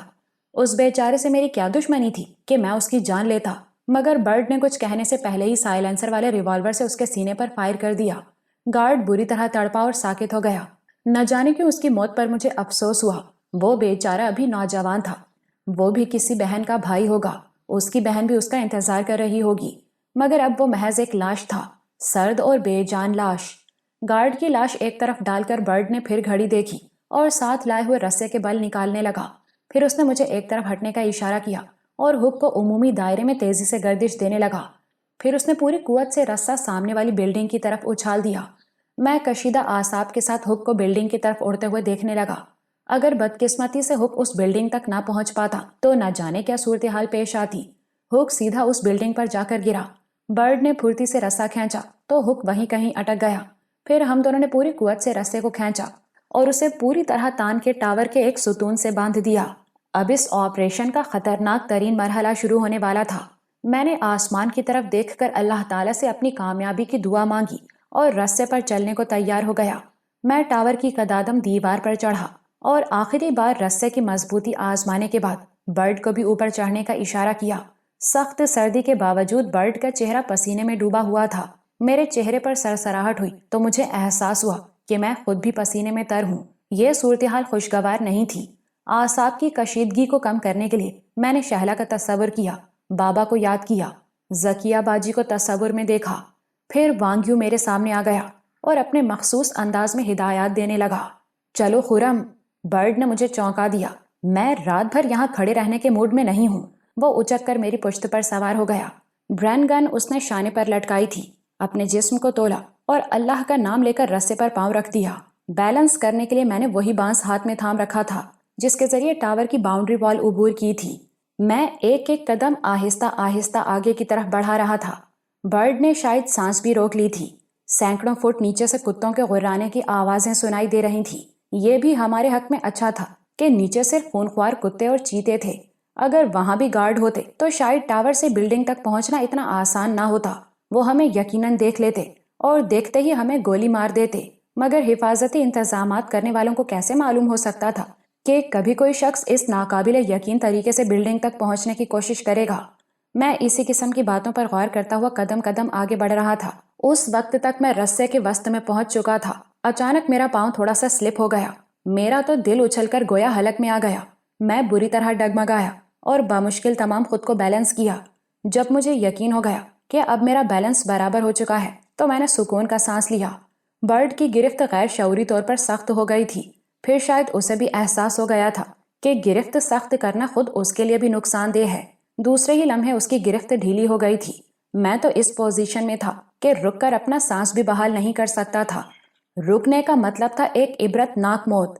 کوئی بھی ماہر فن ایسے محض کھڑا رہ کر اپنا بیلنس قائم نہیں رکھ سکتا تھا۔ میں ایک مرتبہ پھر قدم قدم آگے بڑھنے لگا۔ اب منزل صرف چند فٹ کے فاصلے پر تھی۔ منزل کو اتنا قریب دیکھ کر مجھ میں ایک نیا جوش اور ولولہ پیدا ہو گیا۔ میں جلدی جلدی قدم بڑھانے لگا۔ برڈ کی گرفت سے مجھے محسوس ہوا کہ وہ تیز رفتاری کے حق میں نہیں ہے۔ ناچار مجھے اپنی رفتار کم کرنا پڑی۔ ٹاور سے اس عمارت تک کا فاصلہ میں نے 40 منٹ میں طے کیا، حالانکہ پروگرام کے مطابق ہمیں آدھے گھنٹے کے اندر اندر اس عمارت تک پہنچنا تھا۔ بلڈنگ تک پہنچتے ہی سلیمان اچھل کر اترا اور دیوانہ وار مجھ سے لپٹ گیا۔ وہ ساتھ ساتھ سرگوشی میں میری تعریف بھی کر رہا تھا۔ وہاں پہنچ کے برڈ مجھے چیتے کی طرح چکنا دکھائی دینے لگا۔ شہریار مشہدی نے ٹھیک ہی کہا تھا کہ محافظ اپنے کمروں میں ہوں گے یا ہال میں خوش گپیاں کر رہے ہوں گے۔ ہم دونوں آگے بڑھے ہی تھے کہ اچانک پیچھے سے 2 آدمی حملہ آور ہوئے۔ ایک نے مجھے بے بس کرنا چاہا، دوسرا برڈ کو قابو میں کرنے کی کوشش کر رہا تھا۔ غنیمت تھا کہ ان دونوں ہی کے ہاتھ میں رائفلیں نہیں تھی، ورنہ وہ ہم پر چھلانگ لگانے کے بجائے فائر کرتے۔ یہاں شہریار مشہدی کا اندازہ غلط ہو گیا تھا۔ وہ دونوں نہ جانے کب سے وہاں بیٹھے تھے۔ ممکن ہے وہ دونوں یوں ہی ٹہلتے ہوئے باہر آ گئے ہوں، اس لیے تو ان دونوں کے پاس رائفلیں نہیں تھیں۔ پھر حماقت ان سے یہ ہوئی کہ اپنے ساتھیوں کو آواز دینے کی بجائے ہم پہ چھلانگ لگا بیٹھے۔ میرا خیال تھا کہ برڈ صرف ریوالور سے نشانہ لینا جانتا ہے، مگر یہاں اسے لڑتا دیکھ کر مجھے اپنی رائے بدلنا پڑی۔ اس نے آدھے منٹ سے بھی کم وقت میں حملہ آور کو ملک عدم پہنچا دیا۔ میں ایک گارڈ کو پہلے ہی ناک آؤٹ کر چکا تھا۔ ان دونوں کو آہستگی سے ایک طرف ڈال کے ہم اندرونی کمروں کی جانب بڑھ گئے۔ وہاں آمنے سامنے کم از کم 20 کمرے تھے۔ درمیان میں ایک طویل کوریڈور تھا۔ کئی کمروں کی لائٹ روشن تھی، مگر ان میں سناٹا تھا۔ صرف ایک کمرے سے باتوں کی آواز آ رہی تھی۔ ہم دونوں دیوار سے چپکے آگے بڑھے اور اس کمرے تک پہنچ گئے جہاں سے باتوں کی آواز آ رہی تھی۔ ہماری اطلاع کے مطابق وہاں کل 8 گارڈز تھے، جن میں سے 2 باہر پڑے تھے۔ اس حساب سے ہال میں 6 گارڈز ہونا چاہیے تھے۔ ہم دونوں نے ریوالور جیبوں میں رکھ کر برن گن سنبھال لی۔ پھر اچانک ہم دونوں اندر داخل ہو گئے۔ میں نے ڈپٹ کر کہا، کوئی شخص اپنی جگہ سے حرکت نہ کرے۔ وہ سب بری طرح اچھل پڑے اور یوں حیرت سے ہم دونوں کو دیکھنے لگے جیسے ہم کسی اور دنیا کی مخلوق ہیں۔ تم سب اپنے ہاتھ سروں پر رکھ لو، برڈ نے کرخت لہجے میں کہا۔ پھر اچانک اس نے برن گن سے تڑ گولیاں چلائیں اور ایک محافظ خون میں لوٹ گیا۔ میں نے کہا ہے نا کہ اپنے ہاتھوں کو سروں پر رکھو، میں نے برڈ سے کہا۔ میں ان لوگوں کو ناک آؤٹ کرتا ہوں، تم الیکٹرک کرنٹ کا مین سوئچ آف کر دو، بلکہ کٹ آؤٹ ہی نکال کر پھینک دو۔ برڈ کے جانے کے بعد ان میں سے ایک محافظ حیرت سے بولا، کیا ملک میں بغاوت ہو گئی یا کوئی اور غیر معمولی بات ہوئی ہے؟ کیوں؟ میں نے کہا، اس لیے کہ سیکیورٹی کے افسران یوں ہی تو کسی کو اوپر آنے کی اجازت نہیں دیتے۔ ہم نیچے سے آئے ہی کب ہیں؟ میں نے ہنس کر کہا، تو کیا براہ راست آسمان سے نازل ہوئے ہو؟ ان میں سے ایک نے جھنجھلا کر کہا۔ برڈ نے واپس آ کر بتایا کہ میں نے کرنٹ کا سوئچ آف کر دیا ہے۔ میں نے ان سب سے کہا، تم لوگ اوندھے منہ فرش پر لیٹ جاؤ، جلدی کرو، مگر ہاتھ سر سے نہ ہٹنے پائیں۔ وہ سب عجیب مزاح کا خیز انداز میں اوندھے ہو گئے۔ ان کے نزدیک ہی اس گارڈ کی لاش پڑی تھی جو برڈ کے ہاتھوں مارا گیا تھا۔ برڈ نے ایک مرتبہ پھر برن گن ہاتھوں میں لے لی۔ وہ ان لوگوں پر فائرنگ کرنے ہی والا تھا کہ میں نے اسے روک دیا۔ نہیں برڈ، میں اس قتل عام کے حق میں نہیں ہوں۔ پھر میں نے ایک ایک کر کے سب کو ریوالور کے دستے سے بے ہوش کر دیا۔ یہ لوگ کم از کم 2 گھنٹے تک ہوش میں نہیں آئیں گے۔ اس وقت تک ہم نہ جانے کہاں پہنچ چکے ہوں گے۔ اچانک نیچے سے تڑ گولیاں چلنے کی آواز آنے لگی۔ پروگرام کے مطابق مشہدی نے نیچے کا محاذ سنبھال لیا تھا۔ ہم دونوں تیزی سے زینے کی طرف لپکے۔ اوپر آنے والی لفٹ نہ جانے کیوں جام ہو گئی تھی۔ زینے میں تیز روشنی والا مرکری بلب لگا ہوا تھا۔ بلب کی روشنی اتنی تیز تھی کہ ہم دونوں کی آنکھیں چندھیا گئیں۔ اچانک میری نظر برڈ کے ہاتھ پر پڑی۔ خون کی ایک لکیر اس کی ہتھیلی کی پشت سے پھیلتی ہوئی قطرہ قطرہ نیچے گر رہی تھی۔ میں نے برڈ سے پوچھا، کیا تم زخمی ہوئے ہو؟ یہ خون کیسا ہے؟ وہ ہاتھ اٹھا کر بولا، وہی پرانا زخم ہے، شاید بھاگ دوڑ میں دوبارہ کھل گیا ہے۔ اس نے رومال سے ہتھیلی کی پشت صاف کرتے ہوئے جواب دیا۔ نیچے فائرنگ شدت اختیار کر گئی تھی۔ اتنی زیادہ فائرنگ ہمارے پلان میں شامل نہیں تھی۔ بقول مشہدی کے نیچے تو نہ ہونے کے برابر مزاحمت ہوتی، پھر یہ فائرنگ کون کر رہا تھا؟ ہم دونوں تیزی سے نیچے کی طرف لپکے۔ اچانک برڈ نے میرا ہاتھ پکڑ کے مجھے روک لیا۔ ٹھہر جاؤ خرم، نیچے نہ جانے کیا صورتحال ہے، ہمیں احتیاط کرنا چاہیے۔ میں بھی اس کی بات سے متفق تھا، اس لیے اب ہم بہت احتیاط سے نیچے اترنے لگے۔ پھر ایسا لگا جیسے کئی آدمی فائرنگ کرتے ہوئے اوپر کی طرف سمٹ رہے ہوں۔ یہ صورتحال خاصی پریشان کن تھی۔ وہاں چھپنے کی کوئی جگہ بھی نہیں تھی اور اتنا وقت بھی نہیں تھا کہ ہم پلٹ کر اوپر بھاگتے۔ ہمیں تو یہ بھی علم نہیں تھا کہ آنے والے ہمارے ساتھی ہیں یا محل کے محافظ۔ پھر مجھے خیال آیا کہ ہمارے ساتھیوں اور محافظوں میں وردی کی وجہ سے نمایاں فرق ہوگا۔ فائرنگ کرنے والے اچانک ہی سامنے آ گئے۔ ان کا دھیان نیچے کی طرف تھا جہاں سے ان پر جوابی فائرنگ ہو رہی تھی۔ انہوں نے شاید ہمیں دیکھا ہی نہیں تھا، یا دیکھا ہوگا تو یہی سمجھے ہوں گے کہ بالائی منزل والے محافظوں میں سے کوئی ہے۔ میں نے ہوا میں برن گن کا برسٹ مارا اور چیخ کر کہا، خبردار، اپنے ہتھیار پھینک کر ہاتھ اٹھا لو ورنہ تم سب کتے کی موت مارے جاؤ گے۔ ان سب کے جسموں پر وردیاں نہیں تھی، اس لیے مجھے یہ شبہ تو نہیں رہا کہ ہمارے ساتھی ہیں۔ ان سب نے فوراً ہتھیار پھینک دیے۔ نیچے والوں نے بھی شاید میری آواز سن لی تھی، کیونکہ انہوں نے جو ہی ہتھیار پھینکے نیچے سے بھاگتے قدموں کی آوازیں سنائی دیں۔ وہ لوگ بھی تیز رفتاری سے اوپر کی طرف آ رہے تھے۔ ان سب میں ربیکا نمایاں تھی۔ محافظوں کو ناک آؤٹ کرنے کا فریضہ ایک دفعہ پھر مجھے کو انجام دینا پڑا، ورنہ برٹ سمیت کوئی بھی انہیں زندہ چھوڑنے کے حق میں نہیں تھا۔ لیکن میں قتل عام نہیں چاہتا تھا۔ ان سب کو بے ہوش کر کے ہم نیچے کی طرف بڑھے۔ نیچے مشہدی اور ڈینی کے علاوہ کئی اجنبی چہرے تھے۔ وہ لوگ سونے کے بکس کمرے سے باہر نکال رہے تھے۔ پھر مشہدی نے ان سب کو حکم دیا کہ یہ بکس سب سے اوپر کی منزل پر کھڑے ہوئے ہوائی جہاز میں لوڈ کر دو۔ پھر وہ اس اسٹرانگ روم کی طرف متوجہ ہوا جس میں اربوں ڈالر کے ہیرے جواہرات رکھے ہوئے تھے۔ کمرے کا دروازہ اسٹیل کا بنا ہوا تھا، وہ آٹومیٹک دروازہ تھا۔ مشہدی کا ایک آدمی اسے کھولنے کے لیے اس کا میکینزم تلاش کر رہا تھا۔ شاید اس سیکیورٹی نظام کے خالق کو یقین تھا کہ سسٹم کو کوئی ناکارہ نہ کر پائے گا، اسی لیے اس نے دروازے کا میکینزم کہیں اور رکھا تھا۔ آدھے گھنٹے کے اندر اندر دروازے کا میکینزم تلاش کر لیا گیا۔ اس دوران میں مشہدی کے آدمی سونے کے بکس اوپر کھڑے ہوئے جہاز پر لوڈ کر چکے تھے۔ ایک مرحلہ یہاں بھی تھا۔ دروازہ کھلتے ہی مشہدی کے ایک آدمی نے لکڑی کے گولے میرے سامنے رکھ دیے۔ میں نے اچھل کود کے اپنے جسم کو وارم اپ کیا، پھر اللہ کا نام لے کر گولوں پر کھڑا ہو گیا۔ گولوں پر چلنا تو یوں بھی میرا پسندیدہ مشغلہ تھا۔ میں نے گولوں پر کوریڈور کا ایک چکر بھی لگایا، پھر اسی رفتار سے کمرے میں داخل ہو گیا۔ سامنے ہی وہ سوئچ لگا ہوا تھا جو لگانے والوں کے خیال میں ناقابل تسخیر تھا۔ میں نے جو ہی سوئچ آن کیا، مشہدی سمیت کئی آدمی اندر آ گئے۔ وہاں موجود سیف اتنا چھوٹا بھی نہیں تھا جتنا مشہدی نے بتایا تھا۔ کئی آدمیوں نے مل کر سیف اٹھایا اور اسے اوپر جہاز کی طرف لے چلے۔ تھوڑی دیر بعد سونے اور ہیرے جواہرات کا بھرا ہوا سیف سب کچھ جہاز میں منتقل ہو گیا، تو مشہدی نے اپنے آدمیوں کو وہاں سے روانگی کا حکم دے دیا۔ ایک ایک کر کے وہ سب روانہ ہو گئے۔ مشہدی نے ڈینی کو جہاز میں سوار ہونے کا اشارہ کیا۔ میں اور برٹ جہاز کی طرف بڑھے تو مشہدی نے روک دیا۔ تم لوگ بھی دوسروں کی طرح سے روانہ ہو جاؤ، میں نے عجیب سے لہجے میں کہا۔ کیا مطلب؟ برٹ کی آنکھوں میں الجھن تیر گئی۔ مطلب یہ کہ اب تم دونوں بھی روانہ ہو جاؤ، اس جہاز میں مزید بوجھ اٹھانے کی گنجائش نہیں ہے۔ مگر یہ سب باتیں تو پہلے طے ہو چکی ہیں، پہلے تو تم نے ایسی کوئی بات نہیں بتائی تھی، برٹ نے کہا۔ پھر جہازوں کو مجھ سے بہتر تم نہیں جان سکتے ہو۔ یہ ایک جنگی طیارہ ہے اور ابھی مزید اتنا ہی وزن اٹھا سکتا ہوگا، مشہدی نے بیزاری سے کہا۔ مگر اب تم لوگ پیدل جاؤ، ہمارے سب ہتھیار بھی اس نے پہلے ہی جہاز میں رکھوا دیے تھے۔ مجھے مشہدی کی نیت درست معلوم نہیں ہو رہی تھی۔ یہ جہاز اڑائے گا کون؟ برٹ نے پوچھا۔ تم اس کی فکر مت کرو، مشہدی نے خشک لہجے میں کہا۔ روئے زمین پر تم واحد پائلٹ نہیں ہو، تم شاید یہ نہیں جانتے کہ میں خود بھی لائسنس یافتہ پائلٹ ہوں۔ میں نے کچھ کہنا چاہا مگر برٹ نے جلدی سے میرا ہاتھ دبا دیا اور پرسکون لہجے میں بولا، ٹھیک ہے، ہم لوگ اس جہاز میں نہیں جائیں گے، مگر یہ تو بتاؤ کہ ہمیں پہنچنا کہاں ہے؟ تم دونوں تہران پہنچو، مشہدی نے کہا۔ وہیں تم لوگوں کو تمہارا حصہ ملے گا، اس کے بعد جہاں دل چاہے چلے جانا۔ ڈینی میرے ساتھ جائے گا۔ اوکے، خدا حافظ، میرے پاس وقت کم ہے۔ وہ جہاز کی طرف مڑا، پھر جاتے جاتے پلٹ کر بولا، اور سنو، اب نیچے سے باہر نکلنے کی کوشش مت کرنا، اسی راستے سے واپس ہونا جس سے آئے ہو۔ اور میری بہن، میں اسے… تم پہلے تہران تو پہنچو۔ مشہدی کے لہجے میں بیزاری تھی۔ پہلے میں نے دھیان نہیں دیا تھا، مگر اب مجھے جہاز کے دائیں بائیں دو آدمی دکھائی دیے۔ ان کے ہاتھوں میں رائفلیں تھیں اور انہوں نے ہمیں کور کر رکھا تھا۔ وہ جا رہا ہے خرم، برڈ منہ میں بڑبڑایا۔ اس نے دھوکہ دیا ہے ہمیں، ہم سے کام لینے کے بعد ہمیں یہاں مرنے کے لیے چھوڑ کر جا رہا ہے۔ کچھ کرو خرم، تمہارے پاس کوئی ہتھیار بھی تو نہیں ہے؟ میں نے بے بسی سے ہاتھ ملے۔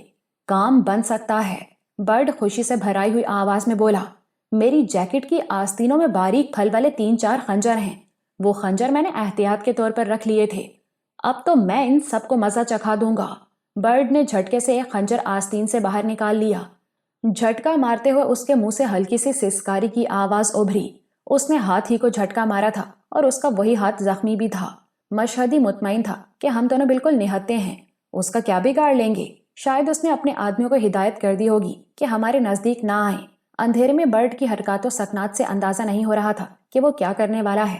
پھر اچانک بجلی سی کوندی اور مشہدی کا ایک ساتھی سینہ پکڑے ہوئے دوہرا ہو گیا۔ اس سے پہلے کہ دوسرا آدمی سنبھلتا، برڈ کا خوفناک خنجر اسے بھی چاٹ گیا۔ مشہدی یہ سب دیکھ رہا تھا۔ اس نے جلدی سے طیارے کا انجن سٹارٹ کر دیا۔ ہم دونوں نے جھپٹ کر آنے والوں کی رائفلوں پر قبضہ کر لیا۔ ان کے ساتھ کچھ فاضل راؤنڈز بھی تھے۔ رائفل ہاتھ میں آتے ہی برڈ نے زمین پر لیٹ کر پوزیشن سنبھال لی۔ پھر وہ چیخ کر بولا، مشہدی کتے، نیچے آ جاؤ فوراً، میں جہاز کو ناکارہ کر دوں گا، تیرا منصوبہ دھرا رہ جائے گا۔ برڈ پوری قوت سے چیخ رہا تھا۔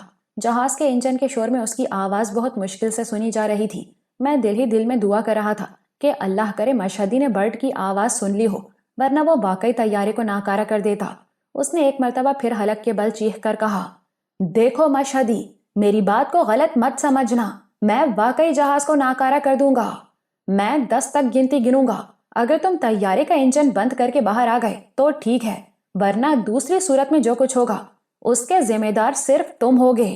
پھر اس نے گنتی شروع کر دی، 1 2 3 4 5 6 7۔ اچانک طیارے کا انجن بند ہو گیا۔ کاکپٹ کا دروازہ کھلا اور مشہدی غلیظ غلیظ گالیاں بکتا ہوا باہر نکل آیا۔ اس مردود ڈینی کو بھی باہر بلاؤ، برڈ نے بفر کر کہا۔ پھر وہ چیخ کر بولا، ڈینی باہر آ جاؤ، میں نہیں جانتا مشہدی نے تمہیں کتنے پیسوں کی آفر کی ہے، مگر اتنا ضرور جانتا ہوں کہ مجھے اس چکر میں تم نے ہی پھنسایا تھا۔ اب پیسے کے لیے تم نے پرانے تعلقات کی پرواہ نہ کی، تمہیں تو میں زندہ نہیں چھوڑوں گا۔ دونوں ہاتھ اٹھا کر باہر آنا، ورنہ ایک دم فائر کر دوں گا، برڈ نے تپتے ہوئے لہجے میں کہا۔ ڈینی لرزتا کانپتا باہر آ گیا۔ وہ فطری طور پر بزدل آدمی تھا۔ عموماً غدار اور ڈبل کراس کرنے والے بزدل ہی ہوتے ہیں۔ برڈ نے مجھ سے کہا، ان دونوں کی تلاشی لو خرم۔ دل تو میرا چاہ رہا ہے کہ ان دونوں کو یہیں چھوڑ جاؤں، مگر میں انہیں اذیت دے کر مارنا چاہتا ہوں۔ ایسے لوگوں کا تو میں جانی دشمن ہوں۔ اگر تم نے مجھے ذرا سا بھی نقصان پہنچایا تو یہ خزانہ لے کر ایران سے کبھی نکل نہ سکو گے، اور خرم کبھی اپنی بہن سے نہ مل سکے گا۔ مشہدی بولا۔ میں نے باری باری دونوں کی تلاشی لی، پھر برڈ کے کہنے پر دونوں کو باندھ دیا۔ مجھے یہ بھی خطرہ تھا کہ شاہ کی سیکیورٹی فورس یا پولیس وہاں نہ پہنچ جائے۔ اس وقت تک یقیناً قوم کی پولیس کو محل میں گڑبڑ کا علم ہو گیا ہوگا اور اب تک ناکہ بندی شروع ہو گئی ہوگی۔ میں نے ان دونوں کو جہاز میں سوار کرایا، پھر خود بھی انہی کے ساتھ بیٹھ گیا۔ وہیں سونے اور بیش قیمت ہیرے جواہرات کے ڈھیر لگے ہوئے تھے۔ یہ سوچ کر ہی جسم میں سنسنی دوڑ رہی تھی کہ اربوں ڈالر کی مالیت کا سونا اور جواہرات میرے قبضے میں ہیں۔ برڈ نے جہاز کا انجن سٹارٹ کیا، اسے محل کی وسیع و عریض چھت پر دوڑایا اور طیارے کو فضا میں بلند کر لیا۔ میں نے مشہدی کو سنانے کو کہا، برڈ، نقشہ دیکھ کر طیارے کو سمندر کے اوپر لے چلو۔ برڈ نے چونک کر مجھے دیکھا تو ان دونوں کی نظر بچا کر میں نے اسے آنکھ مار دی۔ اس نے مجھ سے پوچھا، سمندر پر کیوں؟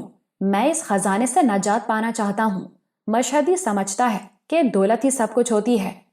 جب اربوں ڈالر کا خزانہ اس کے سامنے سمندر میں ڈوبے گا تو پھر اسے پتا چلے گا۔ ویسے بھی اسے حاصل کرنے میں سب سے زیادہ محنت بھی تو ہم لوگوں نے کی ہے، ان کا اس پر اتنا حق ہے بھی نہیں۔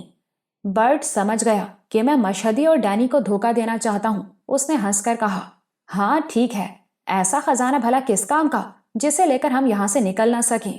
یہ تو یہاں بھی ہمارے لیے پھانسی کا پھندا بن جائے گا، اسے سمندر میں پھینکنا ہی بہتر رہے گا۔ یہ کہہ کر اس نے طیارے کو غوطہ دیا، پھر سیدھا کر لیا۔ مشہدی کچھ دیر تو خاموشی سے پہلو بدلتا رہا، پھر ہذیانی انداز میں بولا، تم لوگ پاگل ہو گئے ہو؟ اتنا بڑا خزانہ سمندر میں پھینکنا چاہتے ہو؟ ہاں، ہم لوگ پاگل ہی تو ہیں، میں نے زہریلے لہجے میں کہا، ورنہ موت کے اس رستے پر چلنا کس ہوش مند کا کام ہے؟ قدموں کے نیچے بھی موت ہو اور سامنے بھی موت کھڑی ہو تو اچھے اچھے سورما جی چھوڑ دیتے ہیں۔ یہ پاگل پن نہیں تو اور کیا ہے؟ مگر تم وہ خزانہ ضائع کیوں کرنا چاہتے ہو؟ پھر اس کا کیا کریں؟ میں نے سادگی سے پوچھا، کیا ناداروں میں تقسیم کر دیں یا کسی غریب ملک کی حکومت کو گفٹ کر دیں؟ یہ تم مجھے دے دو، مشہدی نے جلدی سے کہا۔ میں نے غور سے اسے دیکھا۔ اس لمحے اس کی بلند و بالا باوقار شخصیت مجھے کہیں نظر نہیں آئی۔ میرے سامنے محض ایک عام سا شخص تھا، لالچی، بزدل اور خود غرض۔ میں نے طنز کیا، کیوں بھائی، تمہیں کس خوشی میں دے دوں؟ تم تو معذور و محتاج نہیں ہو۔ تم یہ خزانہ مجھے دے دو، میں تمہاری بہن تمہارے حوالے کر دوں گا۔ اب میں تمہاری کسی چال میں نہیں آؤں گا۔ سودا اس ہاتھ دے اور اس ہاتھ لے کے اصول پر ہوگا۔ اگر تم میری یہ بات مانتے ہو تو ٹھیک ہے، ورنہ پھر سمندر مجھے منظور ہے۔ مشہدی نے میری بات کاٹ دی، پھر وہ کچھ سوچ کر بولا، پہلے تو اس طیارے کو کسی محفوظ مقام پر اتارو، مگر اتنا بڑا طیارہ تم چھپاؤ گے کہاں؟ اسے تو یوں ہی چھوڑنا پڑے گا۔ وہاں سے ہم ٹرک میں سامان لاد کر محفوظ مقام کی طرف نکل جائیں گے، پھر موقع ملتے ہی ترکی اور وہاں سے یورپ۔ مگر شہلا، ہاں شہلا، وہ جلدی سے بولا، ایران چھوڑنے سے پہلے تمہاری بہن تمہارے حوالے کر دوں گا۔ ایک بات اور سن لو، برڈ نے کہا، خزانے کو ملک سے نکالنا اور ٹھکانے لگانا تمہارا درد سر ہے۔ ہمیں کیش چاہیے، ڈالر، برٹش پاؤنڈ میں۔ برڈ نے ایک ایک لفظ پر زور دے کر کہا، اور اب میرا حصہ 10 لاکھ ڈالرز نہیں بلکہ 1 کروڑ ہوگا۔ کیش ادا کرنا بہت مشکل ہوگا۔ مشہدی نے خود کلامی کے انداز میں کہا، خزانے کا سودا ہونے کے بعد ہی تو مجھے رقم ملے گی، لیکن ہم اتنا انتظار نہیں کر سکتے۔ ممکن ہے آئندہ 6 ماہ یا 1 سال تک خزانے کا سودا نہ ہو۔ ہم لوگ اس وقت تک کیا ہاتھ پر ہاتھ دھرے بیٹھے رہیں گے؟ ہم اتنے عرصے تمہاری نگرانی بھی نہیں کر سکتے۔ بداعتمادی کی فضا تم نے خود ہی پیدا کی ہے۔ اگر تم ہمیں جل دینے کی کوشش نہ کرتے تو ہم تم پر اعتبار کرتے ہوئے سودا ہونے کا انتظار بھی کر لیتے، مگر اب یہ ناممکن ہے۔ مگر فوری طور پر میں 2 کروڑ ڈالر کا بندوبست نہیں کر سکتا۔ ٹھیک ہے، پھر یہ خزانہ ہمارے حوالے کر دو۔ یہ ہمارا مسئلہ ہے کہ اسے سمندر میں پھینکتے ہیں یا اس کی قیمت وصول کرتے ہیں۔ ٹھہرو، مجھے کچھ سوچنے دو، مشہدی نے چیخ کر کہا۔ تم لوگ بار بار خزانے کو ضائع کرنے کی بات کیوں کر رہے ہو؟ پھر کچھ دیر تک کوئی بھی کچھ نہ بولا۔ اس خاموشی کو مشہدی ہی نے توڑا۔ اس نے برڈ سے کہا، جو ہی جنوبی پہاڑیاں دکھائی دیں، نقشہ دیکھ کر طیارے کو نیچے اتار لو۔ پہاڑیوں کے ساتھ ہی ایک متروک رن وے ہے۔ کسی زمانے میں وہ رن وے تربیتی طیاروں کے کام آتا تھا۔ تقریباً 10 منٹ بعد برڈ نے طیارے کو اس متروک رن وے پر اتار لیا۔ وہاں دور دور تک ویرانی تھی۔ میں نے مشہدی کو تنبیہ کی کہ کسی قسم کی چالاکی مت دکھانا۔ پہلے سے طے شدہ پروگرام کے مطابق تمہارے ساتھی بھی موجود ہوں گے۔ اگر تم نے گڑبڑ کی کوشش کی تو اپنی جان سے جاؤ گے۔ ہم لوگوں کو تو مرنے جینے کی کوئی پرواہ نہیں۔ پھر میں ڈینی سے مخاطب ہوا، تم بھی اپنی چونچ بند رکھنا، ورنہ تمہارا تو میں وہ حشر کروں گا کہ جو دیکھے گا عبرت پکڑے گا۔ مشہدی ہونٹوں پر زبان پھیر کر رہ گیا۔ طیارے رکنے کے بعد ہم نے نیچے اترنا چاہا، مگر مشہدی نے یہ کہہ کر ہمیں روک دیا کہ ابھی اس کے ساتھی خود ہی یہاں پہنچ جائیں گے۔ انہوں نے طیارے کو اترتے ہوئے دیکھ لیا ہوگا۔ ہمیں وہاں لینڈ کیے ہوئے مشکل سے 10 منٹ گزرے ہوں گے کہ دائیں جانب سے 2 گاڑیوں کی ہیڈ لائٹس نمودار ہوئیں۔ میں نے لائٹ دیکھ کر اندازہ لگایا کہ ان میں ایک کار یا جیپ ہے اور دوسرا ٹرک یا بس۔ تھوڑی دیر بعد تصدیق ہو گئی، ان گاڑیوں میں ایک ویگن جیپ تھی اور دوسرا بڑا سا ایک ٹرک تھا۔ میں نے اس دوران میں مشہدی کو کھول دیا تھا، مگر اسے تاکید کر دی تھی کہ ذرا سی بھی غلط حرکت اس کی موت کا باعث ہوگی۔ میں نے اسے یہ بھی سمجھا دیا تھا کہ اپنے ساتھیوں سے فارسی کی بجائے انگلش میں گفتگو کرنا ہوگی۔ ٹرک میں ڈرائیور سمیت 4 آدمی تھے۔ قد و قامت اور چہرے مہرے سے وہ چاروں ہی کرد لگ رہے تھے۔ انہوں نے مشہدی کو طیارے سے باہر آتا دیکھ کر ہاتھ ہلایا اور انگلیوں سے وی کا نشان بنایا۔ ویگن میں صرف ایک شخص سوار تھا، وہی اسے وہاں تک ڈرائیو کر کے لایا تھا، مگر اسے دیکھ کر میں چونک پڑا۔ وہ ایرانی نہیں بلکہ پاکستان یا بھارت کا باشندہ تھا۔ اس کے چہرے اور حلیے سے اندازہ نہیں ہو رہا تھا کہ وہ مسلمان ہے یا ہندو۔ مشہدی کو دیکھ کر اس نے خوشی سے چہکتی ہوئی آواز میں کہا، وکٹری۔ مشہدی نے اسبات میں سر ہلایا اور بولا، عدنان، زیادہ پرجوش ہونے کی ضرورت نہیں ہے، ابھی خزانے کو نکالنے کا مرحلہ باقی ہے۔ اوکے سر، اس نے پھر خوشی کا اظہار کیا، پھر کچھ سوچ کر بولا، اب ان بندوں سے میری جان چھڑائیں۔ اس نے کردوں کی طرف اشارہ کیا۔ ساری رات شراب پیتے رہے ہیں اور خو خو کر کے ایک دوسرے کو نوچتے کھسوٹتے رہے ہیں۔ وہ کرد یقیناً انگلش سے نابلد تھے، اس لیے عدنان نے اتنی آسانی سے ان کے بندر ہونے کا انکشاف کر دیا تھا۔ بس اب ان لوگوں کا کام ختم ہو چکا ہے، اب یہ سب واپس جائیں گے، ان میں سے صرف ڈرائیور رہ جائے گا۔ انہیں تو یہ معلوم نہیں ہے کہ ان بکسوں میں خزانہ ہے، تم بھی اپنی زبان بند رکھنا۔ پھر وہ کردوں سے مخاطب ہو گیا۔ میں نے اسے کہا تھا کہ فارسی میں گفتگو نہیں کرنا ہے، مگر ان کردوں کی مجبوری یہ تھی کہ انہیں فارسی اور زیادہ سے زیادہ عربی کے علاوہ کوئی زبان نہیں آتی تھی، اس لیے میں نے مشہدی کو کردوں سے فارسی میں بات کرنے کی اجازت دے دی تھی، مگر اس پر اچھی طرح واضح کر دیا تھا کہ وعدہ خلافی کا نتیجہ اس کی موت کی صورت میں ظاہر ہوگا۔ ان لوگوں نے آدھے گھنٹے سے بھی کم وقت میں طیارے کے سارے بکس ٹرک میں منتقل کر دیے۔ میں نے ڈینی کو بھی ابھی تک نہیں کھولا تھا، وہ بدستور بندھا ہوا تھا اور اب مجھے اور برڈ کو انتہائی غلیظ گالیاں دے رہا تھا۔ ایک کرد نے ڈینی سے متعلق مشہدی سے کچھ پوچھا، پھر اسے بوری کی طرح کندھے پر لادا اور ٹرک کے فرش پر پٹخ دیا۔ یہ جانتے بوجھتے کہ یہ جگہ ہمارے لیے اجنبی ہے اور ہم مشہدی کی مدد کے بغیر یہاں سے نکل نہیں سکتے، اس نے ہمیں تنہا چھوڑنا گوارا نہ کیا اور ہمارے ساتھ ہی ٹرک میں سوار ہو گیا۔ صبح کا اجالا آہستہ آہستہ پھیلنے لگا تھا۔ ہم سے آگے ویگن جیپ تھی، اس میں عدنان کے سوا کوئی نہیں تھا۔ ہم لوگ تقریباً 2-2.5 گھنٹے تک مین روڈ پر سفر کرتے رہے، پھر عدنان نے گاڑی کا رخ کچے میں موڑ دیا۔ کچھ دور چل کر ہم پھر پختہ سڑک پر پہنچ گئے۔ یہ سڑک پہاڑ کے دامن میں تھی اور بل کھاتی ہوئی دور تک چلی گئی تھی۔ ہمیں اس ذیلی سڑک پر سفر کرتے ہوئے مشکل سے 5 منٹ ہوئے ہوں گے۔ اچانک فضا جنگی طیاروں کی گھن گرج سے گونج اٹھی۔ وہ 3 طیارے تھے، ان کی دم پر واضح الفاظ میں ایرانی فضائیہ کے الفاظ تحریر تھے۔ تینوں طیارے زوردار آواز نکالتے ہوئے ہمارے سروں پر سے گزر گئے۔ میں نے دیکھا مشہدی کا چہرہ دھواں دھواں ہو رہا تھا۔ اس نے کرد کو ہارن بجانے کا اشارہ کیا تاکہ عدنان کو روکا جا سکے۔ عدنان رک گیا۔ مشہدی نے چیخ کر کہا، عدنان، فوری طور پر کوئی پناہ گاہ ڈھونڈو ورنہ ہم ایرانی فضائیہ کی نظروں میں آ جائیں گے۔ عدنان ایک مرتبہ پھر آگے روانہ ہو گیا اور کچھ دور چلنے کے بعد عدنان کی جیپ دائیں طرف کے دشوار گزار راستوں پر مڑ گئی۔ جیپ تو اس راستے پر بآسانی مڑ گئی، مگر دیو کامت ٹرک کا اس پتھریلے اور ٹوٹے پھوٹے راستے پر چلنا محال تھا۔ اتنے زبردست قسم کے جھٹکے لگ رہے تھے کہ جوڑ جوڑ ہل کر رہ گیا۔ ٹرک اچھلتا کودتا ایسی جگہ پہنچ گیا جہاں پہاڑوں کے عین درمیان ایک وسیع و عریض قدرتی سائبان تھا۔ اس قدرتی سائبان کے نیچے جیپ بھی آسانی سے چھپ گئی اور کسی حد تک ٹرک بھی۔ اب کم از کم جہاز یا ہیلی کاپٹر کے ذریعے ٹرک نہیں دیکھا جا سکتا تھا۔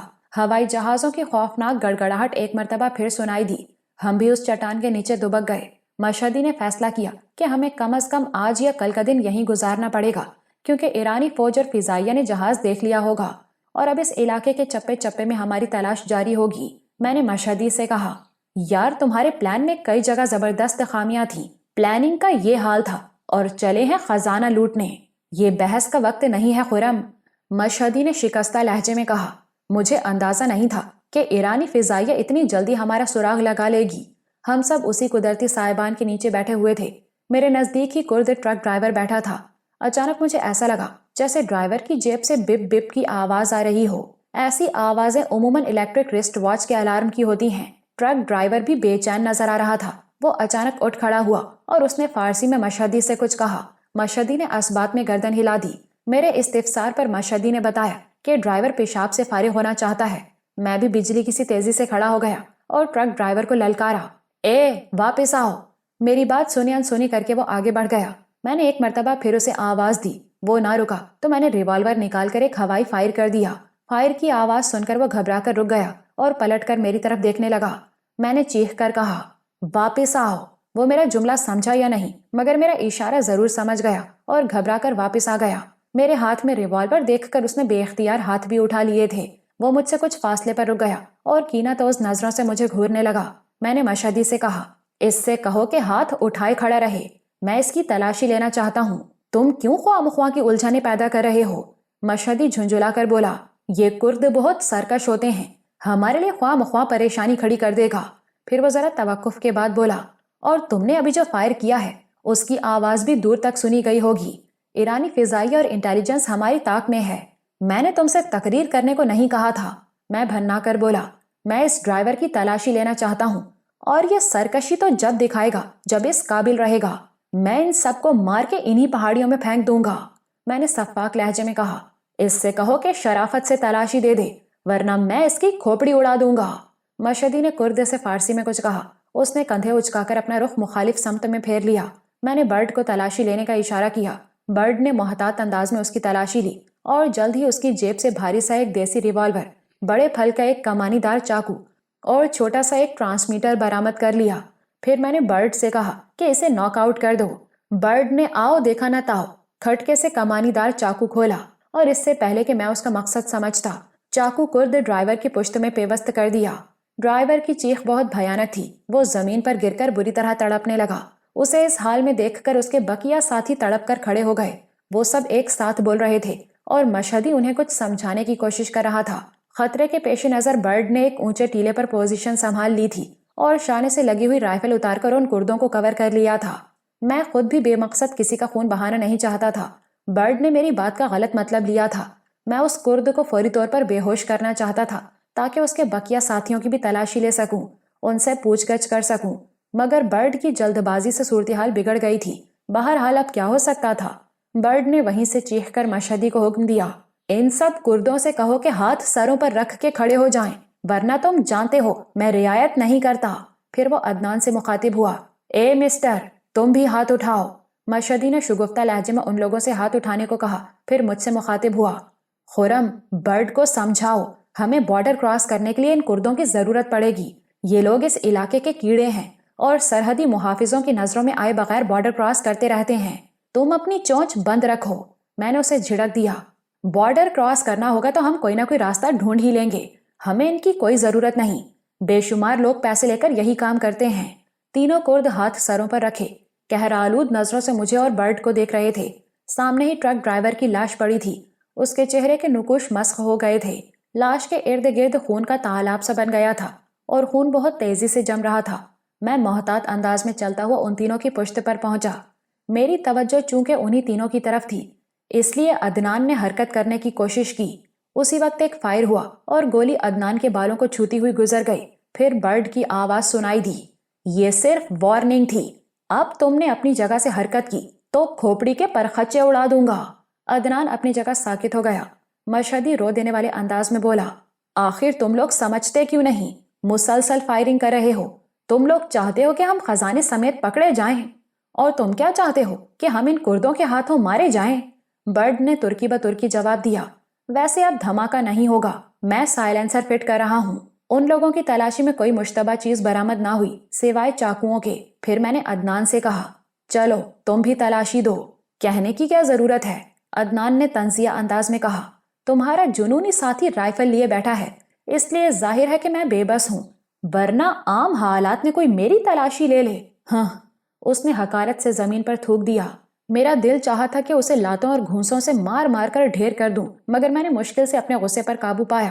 عدنان یقیناً مجھے مشتعل کرنا چاہتا تھا تاکہ میں اس پر ہاتھ اٹھاؤں اور اسے کچھ کر گزرنے کا موقع مل جائے۔ میں کوئی جواب دیے بغیر اس کی پشت پر جا پہنچا اور اس کی تلاشی لے ڈالی۔ اس کی جیبوں سے اشاریہ.38 کا ریوالور، پتلے پتلے 2 خنجر اور پونڈ سے بھرا ہوا ایک پرس اور ایک ٹرانسمیٹر دیکھ کر میں چونک اٹھا، کیونکہ بالکل اسی ساخت کا ٹرانسمیٹر ٹرک ڈرائیور کے پاس سے بھی برآمد ہوا تھا۔ میں نے وہ سب چیزیں اپنی جیبوں میں ٹھونسی اور پیچھے ہٹ گیا۔ میرے ذہن میں بے شمار سوالات گردش کر رہے تھے۔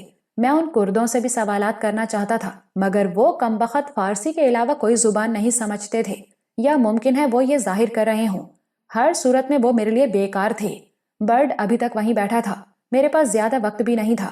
میں نے فوری طور پر ایک فیصلہ کر لیا اور دوسرے ہی لمحے ریوالور کے دستے سے ان تینوں کردوں کو تھوڑی دیر کے لیے بے ہوش کر دیا۔ میں عدنان سے کچھ پوچھنا چاہتا تھا۔ کردوں کو گرتے دیکھ کر برڈ نے اپنی جگہ چھوڑ دی اور اتر کر میرے نزدیک آ گیا۔ میں نے عدنان کے چہرے پر زناٹے کا تھپڑ رسید کرتے ہوئے پوچھا، بتاؤ تم کس کے لیے کام کر رہے ہو؟ عدنان بوکھلا کر رہ گیا، مگر دوسرے ہی لمحے سنبھل کر بولا، تمہارا سوال انتہائی احمقانہ ہے، ظاہر ہے مشہدی کے لیے کام کر رہا ہوں۔ جھوٹ مت بولو، میں نے سخت لہجے میں کہا، تم مشہدی کو بھی ڈبل کراس کر رہے ہو۔ بتاؤ تم کس کے لیے کام کر رہے ہو؟ ہمارے پاس وقت کم ہے، بتا دو گے تو فائدے میں رہو گے، ورنہ تمہاری لاش بھی انہی پہاڑیوں میں گدھوں اور دوسرے جانوروں کی خوراک بنے گی۔ میں بتا تو رہا ہوں کہ مشہدی کے… یو باسٹرڈ! برڈ نے اس کی بات کاٹ دی اور اتنے زور سے اس کے منہ پر گھونسا مارا کہ وہ اچھل کر دور جا گرا۔ بتاتا ہے کیا؟ صبر سے کام لو برڈ، میں نے پرسکون لہجے میں کہا، نہیں بتائے گا تو جان سے جائے گا، ہمیں اس سے کیا فرق پڑتا ہے کہ یہ کس کے لیے کام کر رہا ہے، یہ سوچنا تو مشہدی کا کام ہے، یہ اسی کا آدمی ہے، ہم اپنی انرجی کیوں ضائع کریں؟ یہ کہہ کر میں نے مشہدی کی طرف دیکھا، وہ بھی تذبذب میں مبتلا تھا۔ پھر وہ بھرائی ہوئی آواز میں بولا، تم لوگوں کو یہ شبہ کیوں ہے کہ یہ مجھے ڈبل کراس کر رہا ہے؟ اس ٹرانسمیٹر کو غور سے دیکھو۔ میں نے عدنان کی جیب سے نکلنے والا ٹرانسمیٹر مشہدی کے حوالے کر دیا۔ کیا تمہارے کسی آدمی کے پاس ایسا ٹرانسمیٹر ہے؟ اور اگر یہ تمہارا ساتھی ہے تو پھر وہ ٹرک ڈرائیور بھی تمہارا ساتھی ہوگا، کیونکہ ایسا ہی ایک ٹرانسمیٹر اس کی جیب سے بھی برآمد ہوا ہے۔ اب یہ فیصلہ کرنا تمہارا کام ہے کہ عدنان ہمارا دوست ہے یا دشمن۔ میری بات ابھی پوری نہیں ہوئی تھی کہ عدنان کے ٹرانسمیٹر سے بپ بپ کی آواز آنے لگی۔ عدنان جھپٹ کر کھڑا ہوا، مگر برڈ کے دوسرے گھونسے میں پھر زمین پر ڈھیر ہو گیا۔ میں نے آگے بڑھ کر ٹرانسمیٹر مشہدی کے ہاتھ سے لے لیا۔ برڈ نے عدنان کے سینے پر رائفل کی نالی رکھ دی تھی۔ تاکہ وہ اپنی جگہ سے حرکت نہ کر سکے۔ میں نے ٹرانسمیٹر آن کر دیا۔ Hello hello eagle calling, hello اے ایگل کالنگ۔ ٹرانسمیٹر سے بہت دھیمی آواز آئی۔ یس ایگل، اے ریسیونگ، میں نے بھرائی ہوئی آواز میں جواب دیا۔ اس وقت کہاں ہو؟ اوور، میں انہی لوگوں کے ساتھ ہوں اور ہم لوگ تیزی سے بارڈر کی طرف جا رہے ہیں۔ اوور، بارڈر تک پہنچنے میں تمہیں کتنی دیر لگے گی؟ اوور، مشکل سے آدھا گھنٹہ اور لگے گا۔ اوور، میں نے جواب دیا۔ تمہارے ساتھ D9 بھی تھا مگر اس کی طرف سے کوئی جواب نہیں مل رہا۔ اوور، اس کی طبیعت اچانک خراب ہو گئی ہے، شاید ہارٹ اٹیک ہوا ہے۔ اوور، اس کا ٹرانسمیٹر اپنے قبضے میں لے لو۔ پھر بولنے والا چونک کر بولا، مگر تم تو سفر کر رہے ہو، کیا تمہارے آس پاس کوئی نہیں ہے؟ اوور، تمہاری کال ملتے ہی میں فراغت کے بہانے گاڑی روک کر نیچے اتر آیا ہوں۔ اوور، ٹھیک ہے، اب بارڈر پر ملاقات ہوگی۔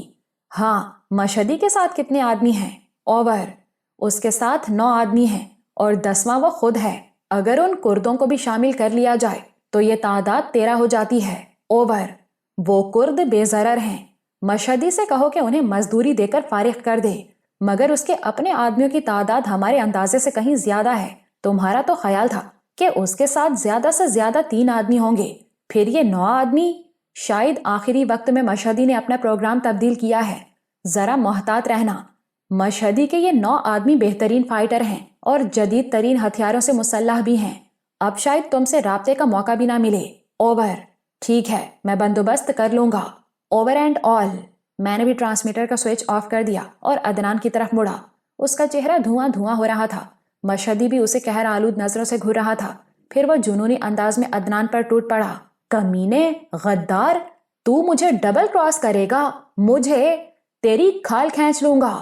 اس نے جھپٹ کر عدنان کے بال پکڑ لیے اور چیخ کر بولا، کس کے لیے مجھے ڈبل کراس کر رہا ہے؟ مشہدی، میں نے سخت لہجے میں کہا، اس سے کوئی فرق نہیں پڑتا کہ یہ تمہیں کس کے لیے ڈبل کراس کر رہا ہے۔ اصل بات یہ ہے کہ یہ تمہیں ڈبل کراس کر رہا ہے۔ یہ ریوالور مجھے دو، میں اسے اپنے ہاتھ سے جہنم رسید کروں گا۔ مشہدی نے دانت پیس کر کہا۔ میں نے ریوالور اس کے حوالے کر دیا۔ اس نے ریوالور کا سیفٹی کیچ ہٹایا، پھر ایک دم میری طرف گھوم گیا اور چیخ کر بولا، اس سے تو میں نمٹ لوں گا، پہلے تم سے چھٹکارا پالوں۔ وہ ایک سیکنڈ میں میرے سر پر پہنچ گیا اور ریوالور کی نالی میری کنپٹی پر رکھ دی۔ برڈ سے کہو کہ رائفل پھینک دے، ورنہ… وہ جوش میں یہ بھی بھول گیا تھا کہ میرے پاس بھی ریوالور ہے، اور ریوالور نہ بھی ہوتا تو میں اتنی آسانی سے اس کے قابو میں آنے والا نہیں۔ میں نے برڈ سے کہا کہ رائفل پھینک دو۔ برڈ نے رائفل پھینک دی تو مشہدی خود ہی میری تلاشی لینے لگا۔ یہی اس کی سب سے بڑی بھول تھی۔ وہ ذرا ذہانت سے کام لیتا تو پہلے مجھے بے ہوش کرتا، مگر وہ جوش میں عقل کو بالائے طاق رکھ چکا تھا۔ اس نے جو ہی میری جیب میں ہاتھ ڈالا، میں اسپرنگ کی طرح اپنی جگہ سے اچھلا اور اس کے ہاتھ سے ریوالور چھینتا ہوا دور نکل گیا۔ مشہدی کا چہرہ کورے لٹھے کی طرح سفید پڑ گیا۔ اس نے خشک ہونٹوں پر زبان پھیر کر مجھ سے کہا، میرے ستارے ہی گردش میں ہیں، اب بہتر ہے کہ تم مجھے گولی ہی مار دو۔ اتنی مایوسی اچھی نہیں ہوتی، میں نے ہنس کر کہا۔ ہم تمہاری یہ خواہش بھی پوری کر دیں گے، مگر ابھی نہیں، پہلے اس خبیث سے نمٹ لوں۔ میں نے عدنان کی طرف اشارہ کیا۔ اس پر وقت ضائع مت کرو، برڈ نے کہا، اسے ختم کر دو اور آگے بڑھو۔ یہ کہہ کر اس نے رائفل اٹھائی اور اس کا سیفٹی کیچ ہٹا کر اس کا رخ عدنان کی طرف کر دیا۔ عدنان بری طرح گڑ گڑانے لگا، مجھے مت مارو، مجھے مت مارو، میرے زندہ رہنے سے تم لوگوں کو فائدہ ہی ہوگا، پلیز مجھے مت مارو۔ وہ بچوں کی طرح آنسو بہانے لگا۔ موت کو سامنے دیکھ کر بڑے بڑے سورماؤں کا پتا پانی ہو جاتا ہے۔ وہ تو یوں بھی بزدل سا ایک آدمی تھا۔ برڈ نے اس کی چیخو پکار کی پرواہ کیے بغیر اس کی کھوپڑی کا نشانہ لیا، پھر ٹریگر دبانا ہی چاہتا تھا کہ کچھ سوچ کر اپنا ارادہ ملتوی کر دیا اور عدنان سے بولا، تمہارے ساتھی اس وقت کہاں ہوں گے؟ وہ اس وقت بارڈر کے نزدیک گھات لگائے بیٹھے ہوں گے، عدنان نے جلدی سے جواب دیا۔ بارڈر کراس کرنے کا کوئی دوسرا راستہ بھی ہے؟ برڈ نے سوال کیا۔ دوسرا بارڈر پاکستان کا ہے، مگر اس کے لیے ہمیں خاصا طویل سفر کرنا پڑے گا، مگر راستہ محفوظ ہوگا، کیونکہ میرے ساتھی اور ایرانی انٹیلیجنس کے افراد ہمیں ترکی بارڈر پر تلاش کریں گے۔ وہ تو سوچ بھی نہیں سکتے کہ ہم طویل سفر طے کر کے پاکستان بارڈر کی طرف جائیں گے۔ فرض کرو ہم پاکستان پہنچ بھی گئے تو وہاں سے نکلیں گے کیسے؟ وہاں سے نکلنا کیا مشکل ہے، میں وہاں ایسے لوگوں کو جانتا ہوں جو نہ صرف ہمیں وہاں سے کسی اور ملک میں پہنچا دیں گے بلکہ مناسب کمیشن پر سونا اور دوسرے جواہرات کا سودا بھی کرا دیں گے، عدنان نے جواب دیا۔ ڈینی اس دوران میں حیرت انگیز طور پر خاموش رہا تھا۔ میں نے سوچا کہ بھاری بھرکم سیف کو لادے لادے پھرنے کی بجائے اسے خالی کرا کے یہیں کھائی میں پھینک دیا جائے۔ یہ سوچ کر میں نے برٹ سے کہا، اب چونکہ بازی پلٹ چکی ہے اس لیے تمہارے دوست ڈینی کے خیالات بھی بدل چکے ہوں گے، اس بیچارے کو کیوں باندھ رکھا ہے؟ یہ کہہ کر میں نے برٹ کو آنکھ ماری۔ کھول دو اسے، اس کی طرف سے ہمیں اب کوئی خطرہ نہیں ہے۔ برٹ میرا مطلب سمجھ گیا مگر ڈینی کو سنانے کے لیے بولا، نہیں خرم، میں اسے نہیں کھولوں گا، تم اسے نہیں جانتے، یہ سانپ کسی خصلت رکھتا ہے۔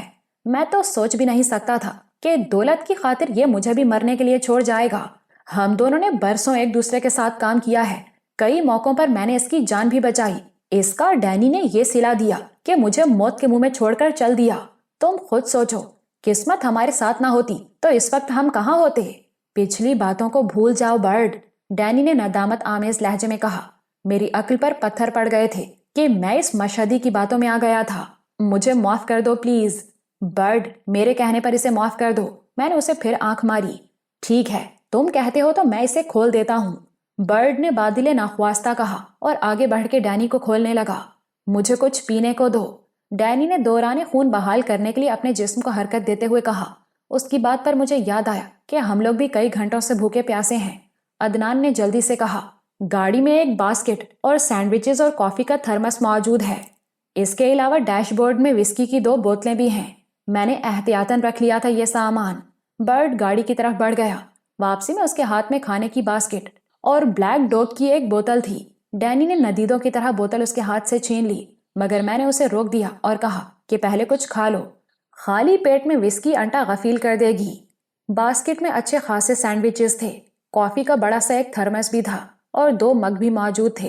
میں نے ایک ایک مگ میں کافی اونڈیلی اور اس کی مدد سے سینڈوچ حلق سے اتار لیے۔ ڈینی اور برڈ نے ایک ایک سینڈوچ کھایا اور بوتل پر ٹوٹ پڑے۔ ایک سینڈوچ میں نے عدنان کو بھی دیا۔ مشہدی حسرت بھری نظروں سے ہمیں دیکھتا رہا۔ میں نے دل ہی دل میں سوچا، یہ شخص اس وقت ایک سینڈوچ کے لیے ہمیں حسرت بھری نظروں سے تک رہا ہے، چند گھنٹے پہلے اس کے اشارے پر انواع و اقسام کے کھانوں کا ڈھیر لگ جاتا تھا۔ مجھے اس پر رحم آ گیا اور میں نے ایک سینڈوچ اسے بھی دے دیا، پھر ایک مگ میں کافی اونڈیل کر اس کی طرف بڑھا دی۔ اب اچھی خاصی دھوپ نکل آئی تھی، وہ تینوں کرد ابھی تک بے ہوش تھے۔ میں نے عدنان سے کہا، تم ٹرک کا سامان گاڑی میں منتقل کر دو، میں ڈینی اور برٹ کے ساتھ وہ سیف نیچے اتارتا ہوں۔ سیف اتارنے کی کیا ضرورت ہے؟ عدنان نے کہا، اگر ہمیں عجلت میں یہاں سے بھاگنا پڑا تو سیف کو دوبارہ لوڈ کرنا مشکل ہوگا، اسے ٹرک ہی میں رہنے دو۔ بلکہ میرا تو خیال ہے کہ ہمیں ٹرک ہی میں سفر کرنا چاہیے، گاڑی میں وہ سارا سامان آئے گا بھی نہیں۔ مگر تم شاید یہ بھول گئے کہ یہ ٹرک ایرانی فضائیہ کی نظروں میں آ چکا ہے۔ ایران میں ایسے ٹرک لاکھوں کی تعداد میں ہیں، پھر بھی احتیاطاً موقع ملتے ہی ہم ٹرک تبدیل کر لیں گے، مگر نوشکی تک ہم ٹرک ہی میں سفر کریں تو مناسب ہوگا۔ اس روٹ پر دن رات ٹرک چلتے رہتے ہیں، چھوٹی گاڑیاں تو اکا دکا ہی نظر آتی ہیں، ہماری گاڑی خواہ مخواہ لوگوں کی نظروں میں آ جائے گی۔ اس کی بات میں وزن تھا، اس لیے میں نے اس کی بات سے اتفاق کیا۔ ڈینی کی حالت اب بہتر تھی، وہ پہلے کی طرح چاقو چوبند دکھائی دے رہا تھا۔ وسکی پینے کے بعد برڈ بھی ترنگ میں تھا، مگر میں جانتا تھا کہ اس وقت وہ پہلے سے بھی زیادہ چوکنا ہوگا۔ میں نے ڈینی سے کہا، تم بیکار بیٹھنے کی بجائے اپنا کام شروع کر دو، میں جلد از جلد اس بھاری بھرکم سیف سے چھٹکارا پانا چاہتا ہوں۔ اوکے باس، ڈینی نے خوش دلی سے کہا، میں ابھی سیف کھولے دیتا ہوں۔ یہ کہہ کر وہ ٹرک کے اندر داخل ہو گیا۔ مجھے ان بے ہوش کردوں کی بھی فکر تھی، وہ ہوش میں آ کر یقیناً ہنگامہ کریں گے، میں خواہ مخواہ ان کی جان لینا نہیں چاہتا تھا۔ برڈ پر تو جیسے خون سوار تھا، وہ چھوٹتے ہی انہیں گولی مار دیتا۔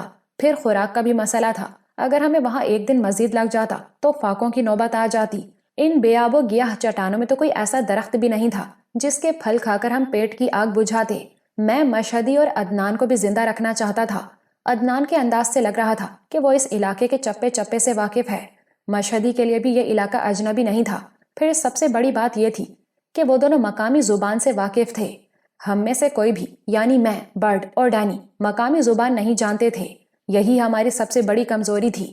بہت دیر تک اس مسئلے پر غور کرنے کے بعد میں نے فیصلہ کر لیا کہ میں ان کردوں سے کام لوں گا، ان میں سے کوئی تو انگلش سمجھتا ہوگا، ممکن ہے وہ ہمارا ساتھ دینے پر آمادہ ہو جائیں۔ میں نے برڈ کو اپنے پاس بلایا اور اس سلسلے میں اس سے بھی مشورہ کیا۔ اس کا خیال تھا کہ وہ کرد شاید ہی ہمارا ساتھ دینے پر آمادہ ہوں، کیونکہ ان کی آنکھوں کے سامنے ان کا ایک ہم قوم ہمارے ہاتھوں مارا گیا تھا۔ مجھے اس کا خیال ہی نہیں آیا تھا۔ میں نے برڈ سے کہا، پھر بھی ایک کوشش کر لینے میں کیا مذائقہ ہے، ممکن ہے وہ ہمارا ساتھ دینے پر آمادہ ہو ہی جائیں۔ ان کردوں کو ہوش میں لانے کے لیے پانی کی ضرورت تھی۔ میں نے برڈ سے کہا، ہمیں آس پاس کا جائزہ لینا چاہیے، ہو سکتا ہے یہاں کہیں نزدیک ہی کوئی چشمہ ہو۔ میری بات شاید ڈینی نے بھی سن لی تھی، اس نے وہیں سے چیخ کر کہا، ڈرائیور والے کیبن کے اوپری حصے میں پانی کا ٹینک موجود ہے، شاید اس میں پانی بھی ہو۔ برڈ بندر کسی پھرتی سے ٹرک پر چڑھا اور تھوڑی دیر میں وہاں سے چیخ کر بولا، پانی کا ٹینک بھی لبالب بھرا ہوا ہے۔ میں نے کافی کے ایک مگ میں پانی لے کر باری باری بے ہوش کردوں کے چہرے پر چھینٹے دیے۔ ان کے سروں پر شاید زیادہ ہی چوٹ لگ گئی تھی۔ وہ لوگ بمشکل تمام ہوش میں آئے اور تینوں مشینی انداز میں اٹھ کر بیٹھ گئے۔ میں نے انگلش میں بہت رک رک کر پوچھا، تم میں سے کوئی انگلش جانتا ہے؟ یس آئی نو، ان میں سے ایک جلدی سے بولا، بٹ ویری لٹل۔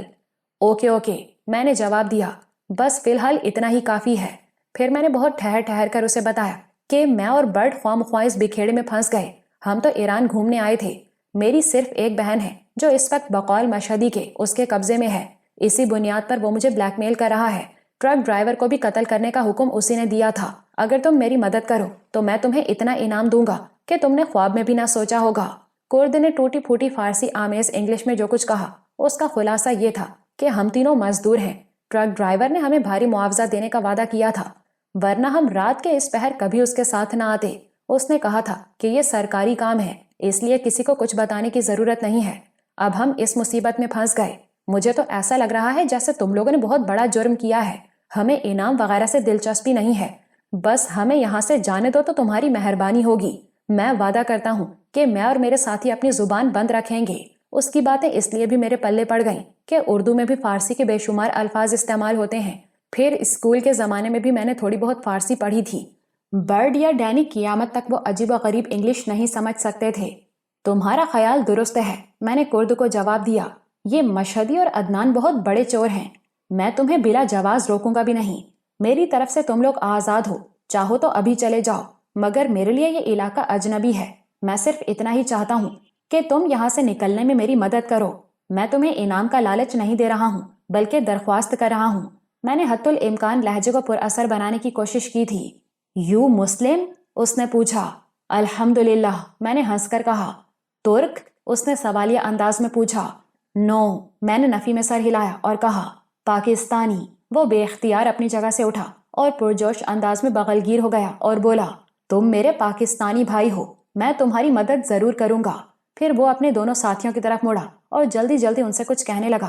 شاید انہیں بھی اس نے یہی بتایا ہوگا کہ یہ ہمارا پاکستانی بھائی ہے۔ وہ دونوں بھی باری باری مجھ سے بغل گیر ہوئے۔ ان کے کپڑے غلیظ اور بدبودار تھے، مگر جذبوں میں خلوص کی مہک تھی۔ وہ سادہ سے محنت کش تھے اور ٹرک ڈرائیور کی وجہ سے اس ناگہانی افتاد میں گھر گئے تھے۔ میں نے دل ہی دل میں اللہ کا شکر ادا کیا کہ انہیں کوئی گزند نہیں پہنچی، ورنہ برڈ تو انہیں بھی ٹھکانے لگانے کے در پہ تھا۔ برڈ نے حیرت سے بدلی ہوئی صورتحال کو دیکھا۔ اس دوران میں وہ مشہدی اور عدنان دونوں کو باندھ چکا تھا۔ برڈ پہلے تو ہم لوگوں کو حیرت سے دیکھتا رہا، پھر مسکراتا ہوا میری طرف بڑھا۔ کیا بات ہے خرم؟ وہ خوش دلی سے بولا۔ کیا جادو کی چھڑی پھیر دی ہے ان بندروں پر؟ یار یہ تو بیچارے سیدھے سادے مزدور ہیں، ان کا مشہدی یا عدنان سے کوئی تعلق نہیں ہے۔ ان میں سے ایک بندر عباس پر مزدوری کرتا رہا ہے، اس لیے تھوڑی بہت انگلش بول لیتا ہے۔ میں نے انہیں یہی بتایا ہے کہ مشہدی نے دھوکے سے ہمیں پھنسایا ہے، اب یہ ہماری مدد کرنے پر آمادہ ہو گئے ہیں۔ مگر یار یہ گلے تو یوں مل رہے تھے جیسے برسوں کے بچھڑے ہوئے ملے ہوں۔ برڈ نے ہنس کر کہا، یہ میرا نہیں بلکہ میرے ملک کا کمال ہے۔ یہ کہتے ہوئے نہ جانے کیوں میرا سینہ فخر سے پھول گیا، حالانکہ میں جانتا تھا کہ میں نے آج تک ملک کے لیے کوئی کام نہیں کیا۔ تمہارے ملک کا کمال؟ برڈ نے حیرت سے دہرایا۔ ہاں، یہ پاکستان اور پاکستانیوں کو بہت اچھا سمجھتے ہیں۔ اور ڈینی کے ہیجان خیز کہے نے مجھے خاموش کر دیا۔ وہ چیختا ہوا ٹرک سے باہر نکلا اور پرجوش انداز میں بولا، کام ہو گیا خرم، میں نے سیف کھول لیا۔ او نو، برڈ نے بے یقینی سے کہا اور ٹرک کی طرف جھپٹا۔ ابھی تک دنیا میں کوئی ایسا تالا ایجاد نہیں ہوا جسے ڈینی نہ کھول سکے۔ اس کا لہجہ پرغرور تھا۔ اس دوران میں برڈ چھلانگ مار کے ٹرک میں گھس گیا اور دوسرے ہی لمحے وہ چیختا ہوا باہر نکلا۔ جھوٹ بولتے ہو تم، سیف ابھی تک بند ہے۔ ہاں، ابھی میں نے جان بوجھ کر اسے بند کر دیا، اس کے نمبر میری کھوپڑی میں محفوظ ہیں۔ پہلے میں تم دونوں سے ایک معاہدہ کرنا چاہتا ہوں۔ کیسا معاہدہ؟ برڈ نے اسے قہرآلود نظروں سے گھورا۔ میں بھی اس خزانے میں برابر کا حصے دار ہوں، ڈینی نے برڈ کی برہمی کو نظر انداز کرتے ہوئے سکون سے کہا۔ ہم اس خزانے کے 3 برابر حصے کریں گے۔ اور نہیں، برڈ نے اس کی بات کاٹ دی، تمہیں صرف اتنا ہی ملے گا جو تم سے طے ہوا تھا میں تو وہ بھی نہ دیتا، کیونکہ تم نے برسوں کی دوستی کو پل بھر میں فراموش کر دیا۔ یہ میری شرافت ہے کہ میں تمہیں معاہدے کے مطابق معاوضہ دے رہا ہوں، اور میرے خیال میں وہ رقم بھی کم نہیں ہے۔ ڈینی نے نفی میں سر ہلایا۔ میں برابر کا حصہ لوں گا، ورنہ اس سیف اور خزانے کو بھول جاؤ۔ ایک بات سمجھ لو، سیف گن میٹل سے تیار کیا گیا ہے اور اسے ڈائنامائٹ سے اڑایا جا سکتا ہے۔ اس صورت میں وہ خزانہ بھی خاک ہو جائے گا جو اس میں محفوظ ہے۔ بولو کیا کہتے ہو؟ برڈ اس کی آنکھوں میں آنکھیں ڈالے اسے گھورتا رہا، پھر اچانک اس کے منہ پر اتنا زوردار تھپڑ مارا کہ وہ الٹ کر گر گیا۔ حرام زادے، بلیک میل کرے گا ہمیں؟ برڈ نے اس کی پسلیوں میں ٹھوکر ماری۔ تیرے تو فرشتے بھی کھولیں گے وہ سیف، اور اب تجھے ایک پینی بھی نہیں ملے گی۔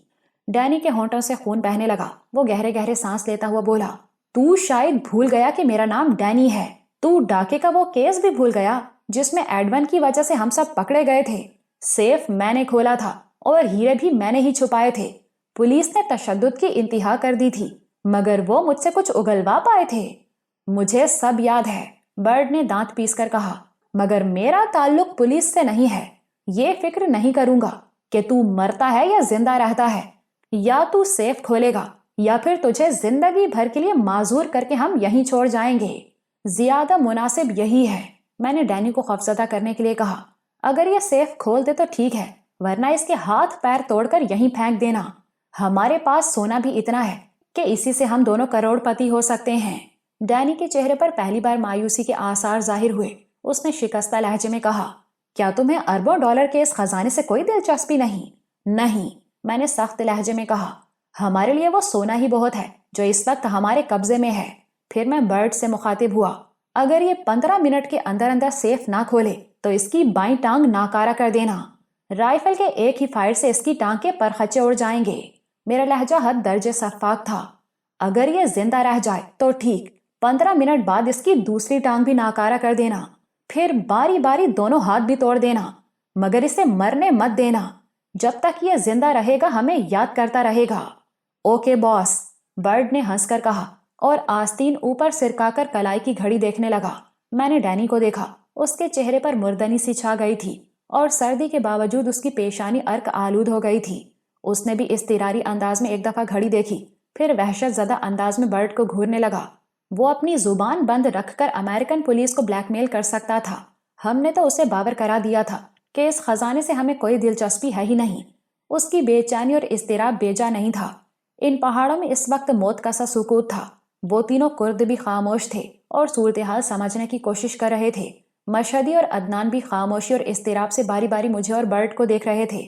ٹھیک 15 منٹ بعد برڈ نے شانے سے لٹکی ہوئی رائفل اتاری اور اس کی نالی کا رخ ڈینی کی طرف کر کے جھٹکے سے اسے لوڈ کیا۔ پھر وہ ٹریگر دبانا ہی چاہتا تھا کہ ڈینی اور مشہدی ایک ساتھ چیخ اٹھے۔ ٹھہرو، برڈ نے سوالیہ انداز میں میری طرف دیکھا۔ میں نے فائر نہ کرنے کا اشارہ کیا اور مشہدی سے بولا، تمہیں کیا پریشانی ہے؟ رائفل کا رخ تمہاری طرف نہیں بلکہ ڈینی کی طرف ہے۔ اگر تم نے ڈینی کو ہلاک کر دیا تو سیف کبھی نہ کھل سکے گا۔ جہنم میں جائے سیف، میں غرایا۔ تمہاری زندگی کا کوئی بھروسہ نہیں ہے، اس کے باوجود تمہیں سیف کی فکر ہے۔ اس وقت تو کم از کم کلمہ پڑھ لو۔ مشہدی ہذیانی انداز میں ہنسنے لگا۔ ایک لمحے کو مجھے ایسا لگا جیسے وہ پاگل ہو گیا ہو۔ وہ ہنستے ہنستے بولا، میرے ساتھ یہ بلف نہیں چلے گا خرم۔ مجھے مار کے تم خود بھی یہاں سے زندہ سلامت نہ نکل سکو گے، اور تم یہ کیوں بھول گئے کہ تمہاری بہن بھی میرے قبضے میں ہے۔ اگر تم یہاں سے بچ بھی نکلے تو شہلا کو کبھی نہ پا سکو گے۔ اس نے میری دکھتی رگ پر ہاتھ رکھ دیا۔ میں نے آگے بڑھ کے اس کی پسلیوں میں ایک زوردار ٹھوکر رسید کی اور چیخ کر بولا، حرام زادے، مت لے گندی زبان سے میری بہن کا نام۔ وہ کوئی بٹن نہیں ہے جسے تو نے کسی ڈبیا میں چھپا رکھا ہے۔ میں خود اسے تلاش کر لوں گا۔ اب ڈینی سے پہلے تجھے اور تیرے اس گرگے کو جہنم رسید کروں گا۔ میں نے عدنان کی طرف اشارہ کیا، پھر ڈینی سے مخاطب ہوا، ہاں تو بولو کیا کہنا چاہ رہے تھے؟ میں سیف کھولنے کو تیار ہوں، ڈینی نے بھرائی ہوئی آواز میں کہا، مگر مجھے میرا معاوضہ تو دے دینا۔ ایک پیسہ نہیں ملے گا تمہیں، میں نے فیصلہ کن لہجے میں کہا۔ سیف کھولو گے تو اس کے بدلے تمہاری جان بخشی کر دی جائے گی۔ ڈینی بوجھل قدموں سے ٹرک کی طرف بڑھ گیا۔ برڈ اس کے ساتھ ساتھ تھا۔ تھوڑی دیر بعد ڈینی ٹرک کے پچھلے حصے سے یوں برآمد ہوا کہ اس کے دونوں ہاتھ پشت پر بندھے ہوئے تھے۔ اس کے پیچھے برڈ تھا۔ برڈ نے دھکیل کر اسے ٹرک سے باہر پھینک دیا اور مجھ سے بولا، خرم اوپر آ جاؤ، سیف کھل چکا ہے۔ مجھے خزانے کی ہوس تو نہیں تھی، مگر تجسس ضرور تھا کہ دیکھوں اس خزانے میں ہے کیا۔ میں نے ارد گرد کا جائزہ لیا، پھر مطمئن ہو کر ٹرک میں داخل ہو گیا۔ سیف کے اندر نظر ڈالی تو میری آنکھیں چندھیا کر رہ گئیں۔ اتنے بڑے بڑے اور خوبصورت ہیرے میں نے زندگی میں کبھی دیکھے ہی نہیں تھے، بلکہ سچی بات تو یہ ہے کہ مجھے ہیرے دیکھنے کا موقع ہی نہیں ملا تھا۔ سیف کے ایک خانے میں فش ایکویریم کی طرح کے شیشے کا ایک باکس تھا جس میں پتھروں کی طرح ہیرے بھرے ہوئے تھے۔ سیف کے دوسرے خانے میں شاہی خاندان کے بیش قیمت زیورات تھے، اور سب سے نچلے خانے میں کاغذات تھے جو بہت خوبصورت نفیس چرمی فولڈرز میں رکھے ہوئے تھے۔ سیف کے نزدیک ہی مجھے بڑا سا ایک ٹورسٹ بیگ دکھائی دیا۔ ویسا ہی ایک بیگ برڈ کے ہاتھوں میں تھا۔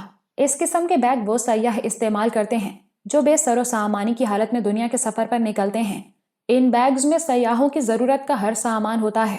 شاید مشہدی یا عدنان نے احتیاطاً وہ بیگ ٹرک میں رکھوا دیے ہوں گے۔ برڈ کسی گہری سوچ میں ڈوبا ہوا تھا۔ اچانک اس کے جی میں نہ جانے کیا آیا کہ وہ ان تھیلوں میں ہیرے بھرنے لگا۔ اس کا انداز ایسا ہی تھا جیسے وہ ہیروں کو 2 حصوں میں تقسیم کر رہا ہو۔ میں نے حیرت سے پوچھا، یہ کیا کر رہے ہو؟ یار خرم، میں احتیاطاً یہ کر رہا ہوں، نہ جانے آئندہ کیا صورتحال ہو، ممکن ہے ہمیں عجلت میں یہاں سے فرار ہونا پڑے۔ یہ ہیرے کم از کم زیادہ راہ کے طور پر کام تو آئیں گے، وہ اپنا کام کرتے ہوئے بولا۔ ہیرے وہ آدھے آدھے دونوں تھیلوں میں ڈال چکا تھا، اب زیورات کو بھی اسی طرح تقسیم کر رہا تھا۔ کام مکمل کرنے کے بعد اس نے مجھ سے کہا، اب دونوں میں سے کوئی ایک سا بیگ تم لے لو۔ کیا مطلب ہے تمہارا؟ میری بات غور سے سنو، برڈ نے کہا۔ ہم ڈینی، مشہدی اور عدنان کو سونے کے اس ذخیرے سمیت یہیں چھوڑ جائیں گے۔ ٹرک کی بجائے کسی کار یا جیپ میں سفر کرنا ہمارے لیے ہر طرح مناسب ہے، مگر یہاں کے راستوں کے لیے اسی کرد کو ساتھ لے لیں گے جو انگلش سمجھ لیتا ہے۔ بقیہ 2 کو جانے دو، وہ اس علاقے کے رہنے والے ہیں، اس لیے انہیں زیادہ پریشانی نہیں ہوگی۔ میں نے برڈ کی تجویز سے اتفاق کیا۔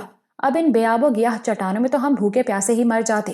میں نے کچھ سوچ کر سیف کے کاغذات والے خانے سے چرمی فولڈرز نکالے اور ان میں سے کاغذات نکال کر ٹورسٹ بیگ میں ٹھونس لیے اور نیچے اتر آیا۔ پھر مجھے کچھ خیال آیا اور میں دوبارہ ٹرک میں چڑھ گیا۔ سیف کے ساتھ ساتھ ٹرک میں مضبوط لکڑی کے بڑے بڑے 11 باکس بھی رکھے تھے، وہ بھی مکفل تھے، مگر ان کے تالے بھاری ہتھوڑے کی ایک ضرب سے ٹوٹ سکتے تھے۔ تالا نہ بھی ٹوٹتا تو باکس کا ڈھکنا ٹوٹ جاتا۔ میں نے تالا توڑنے کے لیے ادھر ادھر نظریں دوڑائیں، مجھے وہاں کوئی ایسی چیز نظر نہ آئی۔ میں یہ کام ان کردوں سے بھی لے سکتا تھا، مگر یہ نہیں چاہتا تھا کہ انہیں سونے کی موجودگی کا علم ہو۔ سونے کا وہ انبار دیکھ کر ممکن ہے ان کی نیت بدل جاتی اور وہ خواہ مخواہ اپنی جان سے جاتے۔ میرا ارادہ تھا کہ صرف ایک باکس کھولوں اور اسے ان تینوں کردوں میں بانٹ دوں۔ مجھے ویل کھولنے والا بھاری پانا نظر آ گیا، میں نے اسی کے ذریعے تالا توڑ لیا۔ باکس کھلتے ہی میری آنکھیں خیرہ ہو گئیں۔ وہ باکس سونے کے کیوبز سے لبالب بھرا ہوا تھا اور میرا اندازہ تھا کہ اس کی مالیت کم از کم 10 لاکھ امریکن ڈالر ہوگی۔ باکس اتنا بھاری تھا کہ ایک آدمی تو اسے اٹھانے کا تصور بھی نہیں کر سکتا۔ میں نے آواز دے کر برڈ کو بلایا اور اس سے کہا کہ میں یہ سونا ان کردوں میں تقسیم کرنا چاہتا ہوں۔ سونا دیکھ کر برڈ کی آنکھیں پھٹی کی پھٹی رہ گئیں۔ اس نے پرخیال انداز میں کہا، ٹھیک ہے، یہ باکس ہم ان کردوں میں تقسیم کر دیں گے اور بقیہ سونا کہیں چھپا دیں گے۔ زندگی میں کبھی موقع ملا تو ہم میں سے کوئی اسے دوبارہ نکال لے گا، مگر ان کردوں کو علم نہ ہو کہ یہ سونے سے بھرے ہوئے باکس ہیں۔ میں نے کچھ سوچ کر کہا، اس باکس کا سونا نکال کر ان کے حوالے کر دو اور باکس کو کسی کھائی میں پھینک دو۔ مشہدی، عدنان اور ڈینی کا کیا کرنا ہے؟ برڈ نے یوں پوچھا جیسے وہ بھی کوئی سامان ہو۔ انہیں ہم یہیں چھوڑ جائیں گے، ان کی زندگی ہوگی تو بچ جائیں گے، ورنہ یہیں ختم ہو جائیں گے۔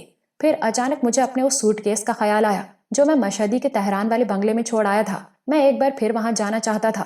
مجھے سوٹ کیس کی فکر نہیں تھی، مگر ایک موہوم سے امید تھی کہ شاید وہاں سے شہلا کا کوئی سراغ مل سکے۔ وہاں کے لوگوں کو اب تک یہ علم نہیں ہوا ہوگا کہ مشہدی ہمارے خلاف ہو گیا ہے۔ محل کی چھت پر جہاز کی پرواز سے قبل جو لوگ برڈ کے ہاتھوں مارے گئے تھے، ان کے بارے میں سمجھا گیا ہوگا کہ انہیں شاہ کے محافظوں نے ہلاک کیا ہے۔ میں نے برڈ کو اپنے ارادے سے آگاہ کیا تو وہ بھڑک اٹھا، پاگل ہو گئے ہو خرم، تم دوبارہ موت کے منہ میں جانا چاہتے ہو؟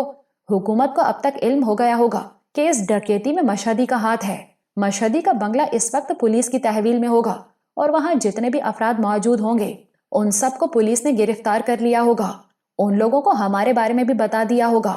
پولیس کے تشدد کے سامنے وہ لوگ بھلا کتنی دیر اپنی زبان بند رکھ سکتے ہیں؟ نہ صرف ہمارے نام پولیس کے علم میں ہوں گے بلکہ حلیے بھی مشتہر کر دیے ہوں گے۔ ہمیں پہچاننا تو یوں بھی آسان ہے کہ ہم غیر ملکی ہیں۔ برڈ نے اچھی خاصی تقریر کر ڈالی۔ میں نے اس بات پر غور ہی نہیں کیا تھا۔ برڈ اس معاملے میں خاصا دور اندیش ثابت ہوا تھا۔ کہیں تمہیں اس خوبصورت لڑکی رضوانہ کی یاد تو نہیں ستا رہی؟ برڈ نے ہنس کر پوچھا۔ بڑی قیامت چیز ہے وہ بھی، مگر تمہاری زندگی سے زیادہ اہم نہیں ہے۔ ارے یار لعنت بھیجو اس پر، میں نے بیزاری سے کہا۔ ایسی قیامت کی وجہ سے میں اس عذاب میں پھنسا ہوں، مجھے تو صرف اپنی بہن کی فکر ہے۔ یار خرم، اتنے عرصے سے میں تمہاری بہن کا تذکرہ سن رہا ہوں، آخر یہ قصہ کیا ہے؟ اگر مناسب سمجھو تو مجھے بتا دو، برڈ نے اپنائیت سے کہا۔ میں نے طویل سانس لیا اور اسے مختصراً اپنے اور شہلا کے بارے میں بتا دیا۔ میں نے اسے یہ نہیں بتایا تھا کہ میں نے گھر کیوں چھوڑا تھا، بس وہی پرانی داستان دہرا دی کہ والدین کے مرنے کے بعد میں نے شہلا کو ساتھ لیا اور گھر سے روانہ ہو گیا۔ برڈ بہت محویت سے میری داستان سن رہا تھا۔ میں نے اپنی بات ختم کی تو وہ پرجوش لہجے میں بولا، تمہاری بہن آج سے میری بھی بہن ہے، میں اسے ڈھونڈنے میں تمہاری مدد کروں گا، اور اگر تم پسند کرو گے تو ہمیشہ تمہارے ساتھ ہی رہوں گا۔ میری داستان بھی تم سے مختلف نہیں ہے، فرق یہ ہے کہ تمہارا ایک فیملی بیک گراؤنڈ ہے، باعزت ماں باپ کے بیٹے ہو۔ مجھے تو یہ بھی معلوم نہیں کہ میرا باپ کون تھا۔ 11 سال کی عمر تک میں ماں کے ساتھ رہا، پھر وہاں سے بھاگ کھڑا ہوا۔ میری ماں اچھی عورت نہیں تھی خرم، برڈ کی آواز بھرا گئی۔ وہ کسی ہوٹل میں ویٹریس تھی، چاہتی تو اپنی محنت کی کمائی پہ قناعت کر سکتی تھی، مگر وہ بہت خوبصورت تھی، اس لیے اپنے حسن اور جسم کو کیش کرانے میں کوئی آر نہیں سمجھتی تھی۔ یہ کہتے کہتے برڈ کا لہجہ تلخ ہو گیا۔ میں دل ہی دل میں سوچ رہا تھا کہ ماں تو میری بھی پارسا نہیں تھی، مگر مجھ میں اتنا حوصلہ نہیں تھا کہ برڈ کی طرح اس کا اقرار کرتا۔ میں نے برڈ کا شانہ تھپکتے ہوئے کہا، پرانی باتوں کو بھول جاؤ دوست، اب ہم ایک نئی دنیا تعمیر کریں گے۔ چلو اب اٹھو، یہ سونا ان کردوں میں تقسیم کر دو اور سونے کے بھرے ہوئے صندوق چھپانے کے لیے بھی کچھ جگہ تلاش کرو، رات ہونے سے پہلے میں یہاں سے نکل جانا چاہتا ہوں۔ برڈ نے ٹرک میں پڑی ہوئی میلی سی چادر پر سونے سے بھرا ہوا وہ صندوق الٹ دیا۔ چشمے زدن میں وہاں سونے کا ڈھیر لگ گیا۔ میں نے برڈ سے اس سونے کی 3 برابر ڈھیریاں بنانے کو کہا اور خود باہر نکل آیا۔ مشہدی، عدنان اور ڈینی اسی طرح بندھے پڑے تھے۔ تینوں کرد کچھ فاصلے پر بیٹھے آپس میں گفتگو کر رہے تھے۔ جب میں نے ان کردوں کو وہ سونا دیا تو مارے حیرت کے ان کی آنکھیں پھٹی کی پھٹی رہ گئیں۔ بہت دیر تک وہ سکتے کی سی کیفیت میں سونے کے ان ٹکڑوں کو گھورتے رہے، پھر دیوانہ وار میرے ہاتھ چومنے لگے، میرے پاؤں پکڑنے لگے۔ ان میں سے ایک بری طرح رو رہا تھا، مگر یہ خوشی کے آنسو تھے۔ بہت زیادہ خوشی بھی انسان سے برداشت نہیں ہوتی۔ کافی دیر بعد جب ان لوگوں کے اوسان بحال ہوئے تو انہوں نے اسی چادر کے 3 حصے لیے اور اپنے اپنے سونے کی پوٹلی بنا لی۔ مشہدی یہ سب کاروائی دیکھ رہا تھا اور ہمیں گالیاں بک رہا تھا۔ وہ اچانک مجھ سے مخاطب ہوا، خرم، یہ برڈ تو ہے ہی ولد الحرام، مجھے تو تو بھی حرام زیادہ لگتا ہے، تیری رگوں میں بھی کسی شریف آدمی کا خون نہیں تھا۔ اب تو اگر میں بچ بھی گیا تو تیری بہن کو تیرے حوالے نہیں کروں گا۔ جس دولت کے لیے میں نے اپنی زندگی، اپنا مستقبل داؤ پر لگایا، بے شمار لوگوں کا خون کیا، اسے تو یوں لٹا رہا ہے۔ میں تیری بہن کو… مشہدی، میں نے چیخ کر اس کی بات کاٹ دی، اب تیری زبان سے ایک لفظ بھی نکلا تو تیری کھوپڑی کے پرخچے اڑا دوں گا۔ مشہدی کے اعصاب شدید جواب دے چکے تھے، یا وہ سوچنے سمجھنے کی صلاحیت سے محروم ہو چکا تھا۔ اس نے پھر میری ماں کو گالی دی اور مجھے ولد الحرام کہا۔ میں بھی غصے میں ہوش و حواس کھو بیٹھا۔ میں نے رائفل اٹھائی اور اس سے پہلے کہ برڈ کچھ سمجھ سکتا، میں نے مشہدی کی کھوپڑی کا نشانہ لے کر فائر کر دیا۔ دوسرا فائر میں نے عدنان کی کھوپڑی پر کیا۔ فائروں کے دھماکوں اور ان دونوں کی کربناک چیخوں سے ایک لمحے کو وہ پہاڑیاں گونج اٹھیں۔ مجھ پر اس لمحے خون سوار تھا۔ میرے تیور دیکھ کر ڈینی گڑ گڑانے لگا، خورم دیکھ، مجھے مت مارنا، میں نے تو تمہاری بات ماننے سے انکار نہیں کیا۔ میں نے رائفل کی نالی جھکا لی اور بھاری لہجے میں بولا، تمہارا فیصلہ برڈ کرے گا، تم اسی کے دوست تھے نا۔ برڈ تو مجھے زندہ نہیں چھوڑے گا، میں اس کی عادت جانتا ہوں، وہ ڈبل کراس کرنے والوں کو کبھی معاف نہیں کرتا۔ ٹھیک کہتے ہو تم، برڈ نے طنزیہ انداز میں کہا، ابھی تک محض اس لیے بچے ہوئے تھے تم کہ خرم تمہیں ہلاک نہیں کرنا چاہتا تھا، اب فیصلہ میرے ہاتھ میں ہے تو میں ایک لمحے کی بھی تاخیر نہیں کروں گا۔ یہ کہتے ہو اس نے رائفل سیدھی کی اور ڈینی کے سینے کا نشانہ لے کر فائر کر دیا۔ گولی اس کے سینے میں پیوست ہوئی اور پسلیاں توڑتی ہوئی پشت سے نکل گئی۔ اس کی آخری چیخ بہت بھیانک تھی۔ تینوں کرد بھی سہمے ہوئے مجھے دیکھ رہے تھے۔ میں نے انگلش سمجھنے والے کرد سے کہا، تم ہمارے ساتھ ٹھہرو، ان دونوں کو جانے دو، ہمیں تمہاری مدد کی ضرورت پڑے گی۔ پھر میں چونک کر بولا، یار تم نے اب تک مجھے اپنا نام بھی نہیں بتایا۔ آپ نے پوچھا ہی کب تھا؟ اس نے ٹوٹی پھوٹی انگلش میں کہا، میرا نام محمد رضا ہے۔ ٹھیک ہے، ان دونوں سے کہو کہ اب روانہ ہو جائیں۔ وہ اپنے ساتھیوں سے مخاطب ہو کر کچھ کہنے لگا۔ وہ دونوں اقرار میں سر ہلاتے رہے۔ ان دونوں نے اپنی پوٹلیاں اٹھائیں، مجھ سے اور برڈ سے بغل گیر ہوئے اور روانہ ہو گئے۔ ان کے جانے کے بعد ہم بھی اپنا سامان سمیٹنے لگے۔ ایک ایک ٹورسٹ بیگ ہم نے اپنی پشت پر لاد لیا۔ مجھے لگ رہا تھا کہ بیگ کچھ زیادہ ہی بھاری ہے۔ میں نے برڈ کی طرف دیکھا، وہ شاید میرا چہرہ دیکھتے ہی سمجھ گیا کہ میں کیا پوچھنا چاہ رہا ہوں۔ جلدی سے بولا، میں نے ان بیگز میں بکس میں سے نکلا ہوا کچھ سونا بھی ڈال دیا تھا۔ میرا خیال ہے کہ ہم وہ گاڑی استعمال کریں جو عدنان لایا تھا۔ برڈ نے کہا، میرا بھی یہی خیال ہے۔ میں نے اس کی تائید کی۔ پھر ہم گاڑی کی طرف بڑھے ہی تھے کہ فضا ہیلی کاپٹر کے انجن کی گڑگڑاہٹ سے گونج اٹھی۔ میں نے گھبرا کر دیکھا، وہاں ایک نہیں بلکہ 3 ہیلی کاپٹر تھے۔ ابھی وہ ہم سے خاصے فاصلے پر تھے، مگر عین ممکن تھا کہ ہمیں دیکھ لیا گیا ہو۔ میں نے چیخ کر کہا، برڈ جلدی کرو، شاید ہمیں دیکھ لیا گیا ہے، بھاگو، ہمیں پیدل ہی بھاگنا ہوگا۔ گاڑی میں تو وہ ہمیں آسانی سے شکار کر لیں گے۔ ہم لوگ اپنے اپنے ٹورسٹ بیگ پیٹھ پر لاد کر کسی محفوظ ٹھکانے کی تلاش میں دوڑ پڑے۔ غلطی ہم سے یہ ہوئی تھی کہ ہم نے گاڑیاں تو پہاڑ کے قدرتی سائبان تلے چھپا دی تھیں، مگر خود کھلے آسمان کے نیچے آ گئے تھے۔ میرے پاس 2 ریوالورز تھے۔ میں نے ایک دور مار رائفل بھی اٹھا لی تھی۔ ایک رائفل رضا اور برڈ کے ہاتھ میں بھی تھی۔ برڈ نے بھاگتے بھاگتے کہا، اس کرد سے پوچھو یہ رائفل چلا سکتا ہے؟ رضا نے میرے پوچھنے سے پہلے ہی جواب دیا، ہاں میں رائفل چلا سکتا ہوں۔ شاید وہ برڈ کے جملے کا مفہوم اندازے سے سمجھ گیا تھا۔ میرا نشانہ اچھا نہیں ہے، مگر اتنا برا بھی نہیں ہے، رضا نے بھاگتے ہوئے کہا۔ بھاگتے بھاگتے ہمیں چٹانوں میں ایک دراڑ سی دکھائی دی۔ برڈ اس دراڑ کی طرف بڑھا، مگر میں نے اسے روک دیا۔ اس دراڑ میں تو ہم ہر طرف سے محصور ہو کر رہ جائیں گے۔ مشکل یہ تھی کہ ہیلی کاپٹر میں آنے والوں کو ہماری تعداد کا علم بھی ہو گیا ہوگا۔ انہیں دھوکہ بھی نہیں دیا جا سکتا تھا۔ ہم اس دراڑ کے پاس ایک لمحے کو رکے، پھر آگے کی طرف بھاگ لیے۔ بھاگتے بھاگتے رضا نے کہا، ہمیں بلندی پر جا کر پوزیشن سنبھالنا چاہیے۔ اس کا مشورہ مناسب تھا۔ بلندی پر رہ کر ہم زیادہ بہتر طریقے سے اپنا دفاع کر سکتے تھے، مگر یہ اسی صورت میں ممکن تھا کہ حملہ آور ہیلی کاپٹروں سے باہر آ کر مقابلہ کرتے۔ اگر وہ ہیلی کاپٹروں سمیت ہمارے سروں پر پہنچ جاتے تو ہم کچھ بھی نہیں کر سکتے تھے۔ وہ بہت آسانی سے ہمیں شکار کر لیتے۔ پھر بھی موہوم سے امید کے سہارے ہم بلندی کی طرف دوڑنے لگے۔ یہ ہماری خوش قسمتی تھی کہ قدرے بلندی پر ایک قدرتی غار سا بنا ہوا تھا۔ میں نے وہیں پوزیشن سنبھالنے کا فیصلہ کیا اور اللہ کا نام لے کر اس غار میں داخل ہو گیا۔